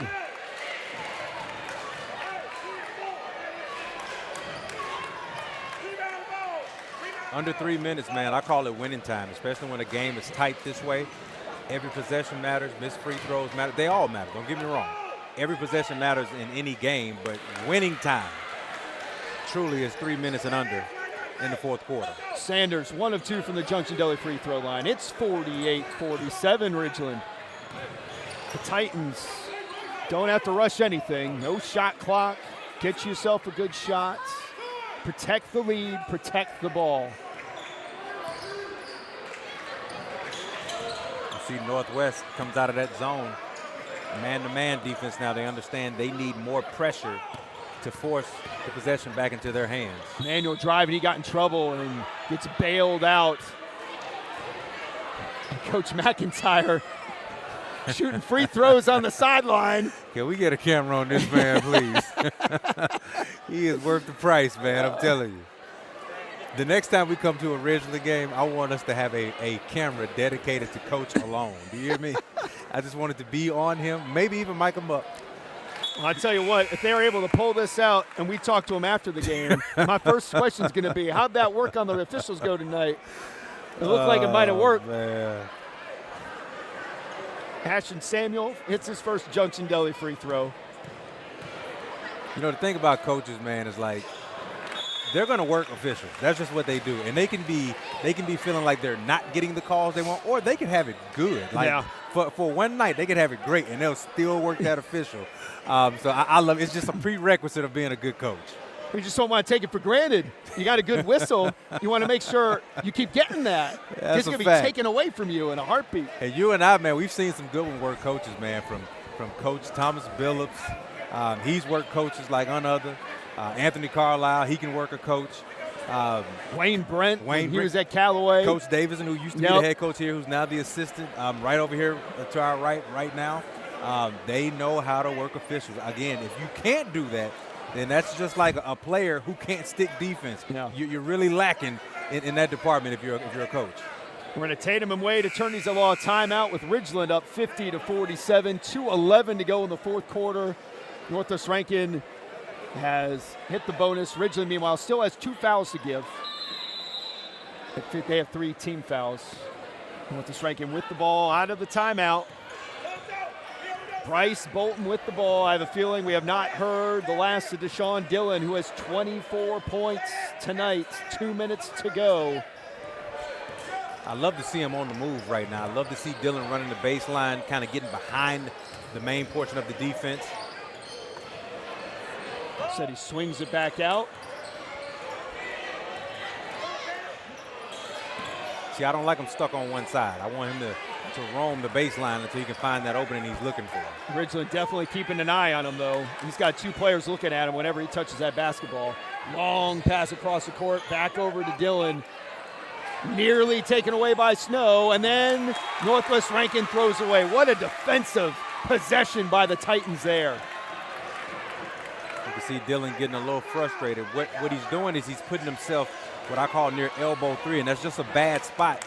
Not if he was one-on-one, but you can see they're shading him with a double team, and he can see it, but he can't get out of it. So he's got to get on the baseline, run sideline to sideline, then he can pop up on either side of the paint for an easy shot. Here comes Samuel. Ridgeland also knows if they drive, they're going to the free throw line if there's a foul, no matter what. 1 minute to go. Northwest Rankin is got to start making some decisions. Do you foul? Yes, you do. Sanders fouls Snow. It's the right thing to do. You just got to get the possession back on your side And so while you don't want to foul, you understand that you're going to be sending them to the stripe. That's a part of the game at this point. It's the cat and mouse. You got to foul. You hope that he misses so you can get back out and score and then reset your defense. This is Cameron Snow. He's got 4 points tonight, well below his season average, but he's done a really good job of handling the ball. But that free throw doesn't go. Northwest Rankin would love to see another one miss. Snow, I can't believe he missed that one. Yeah. He had to check himself at the line right there. I like that. What are you doing, man? Make it. That one's good. All right, so now it's a 2-possession ball game. Cameron Snow with 5 points. 50 seconds to go. Crunch time here at Ridgeland High School. Sanders in trouble. Now it's in the hands of Dylan. He's doubled. Sanders has an opportunity on the baseline, kicks it out. Now Dylan underneath, draws a foul. It's the right idea.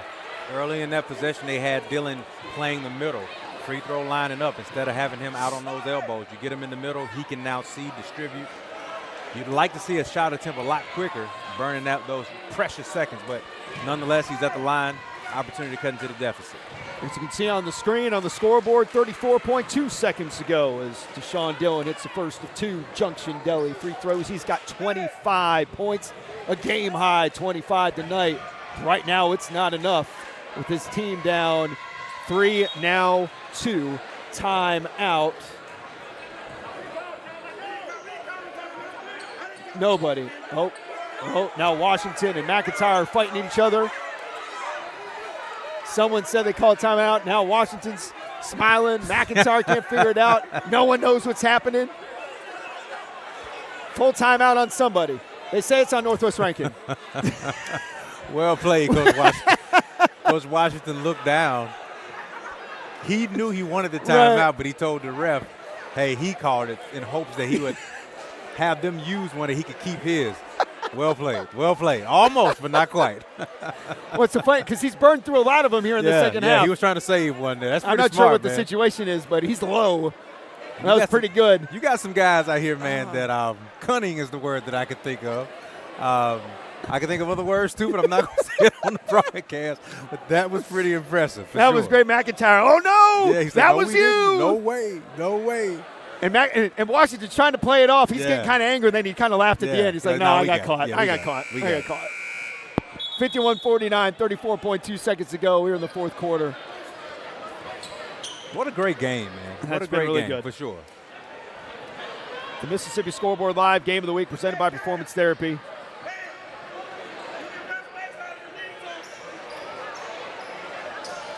Cameron Snow will inbound for the Titans. Northwest Rankin full court, trying to force a turnover.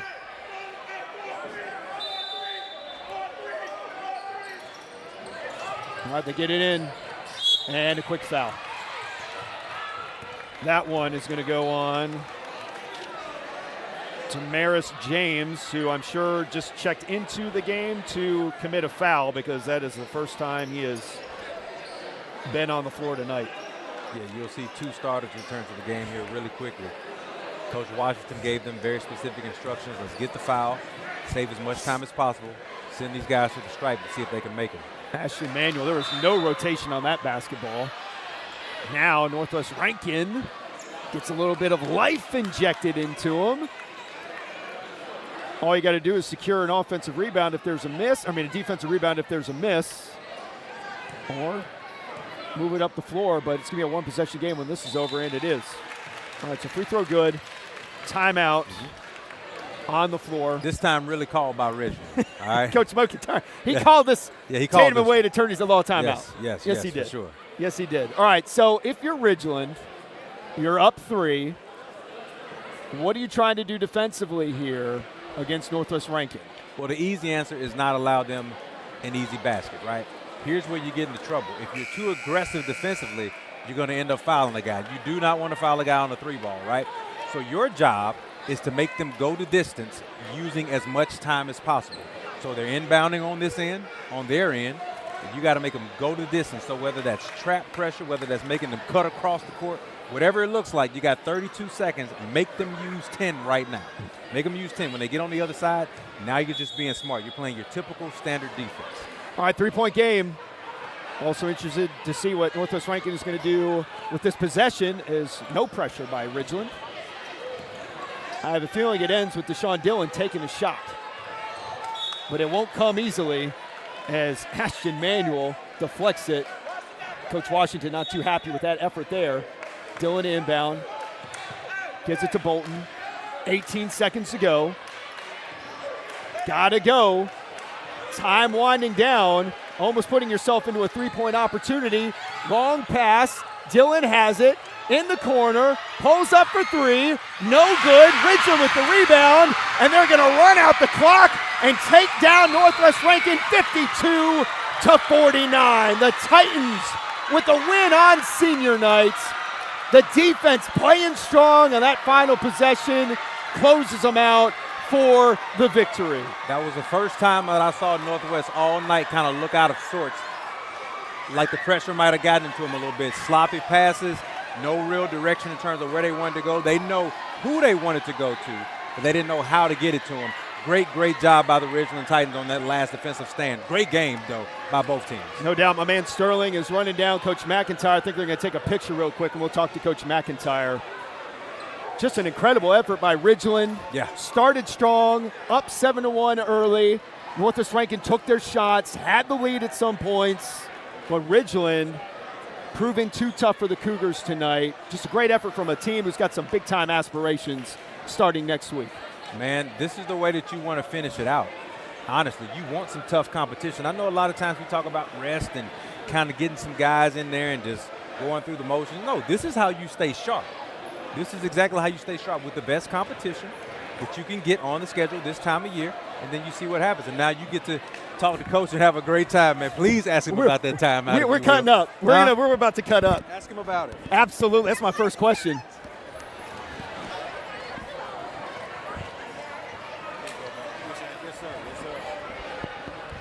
Nice win. Appreciate it. So before we talk about the game, I want to talk about that timeout there. Who called the timeout? That was pretty funny. He did because I didn't even mention the timeout, so he called it. Trying to play coy. Well, hey, that was a great win. Tough game. Yeah, went up early. It's been 3 years since we beat them. They done beat us, buzzer beaters or something in the last 3 years, so we had to get this one, especially on senior night. What'd you think about the poise your team showed down the stretch, especially right there, kind of flustering Northwest Rankin? That's what we've done all year. I mean, they got to give credit because this is a veteran team. A young team still, but a veteran team in terms of playing. They know how to play. So when we get in crunch time, we know if we get the ball, if we get one rebound, we're gonna win the ball game. So you're gonna go into the postseason now. Always want to end on a high note, but take down a team you haven't beaten 3 years. It's from 7A. Right. How you feeling? I feel good. I mean, that's the way to end it before we start district tournament next week. So I'm elated. I'm happy that we got that one because we needed that one. What'd you think about Phil? Obviously, he shows out every night, but hit some big shots. Yeah, he guts it out. He's a player. I mean, I wish everybody would give him the respect that he deserves. He's a Division I player, but I mean, he gonna get it. He gonna get his just reward down the way. No doubt. So you talked to me before the game, talking about how you felt. You guys weren't respected enough. Did you feel respect tonight? It looked like you had some respect out there tonight. Not enough. Not enough. But I take it because. We're going to grind it out no matter what situation it is, no matter what we get, no matter what call. We're going to play hard. We're going to defend.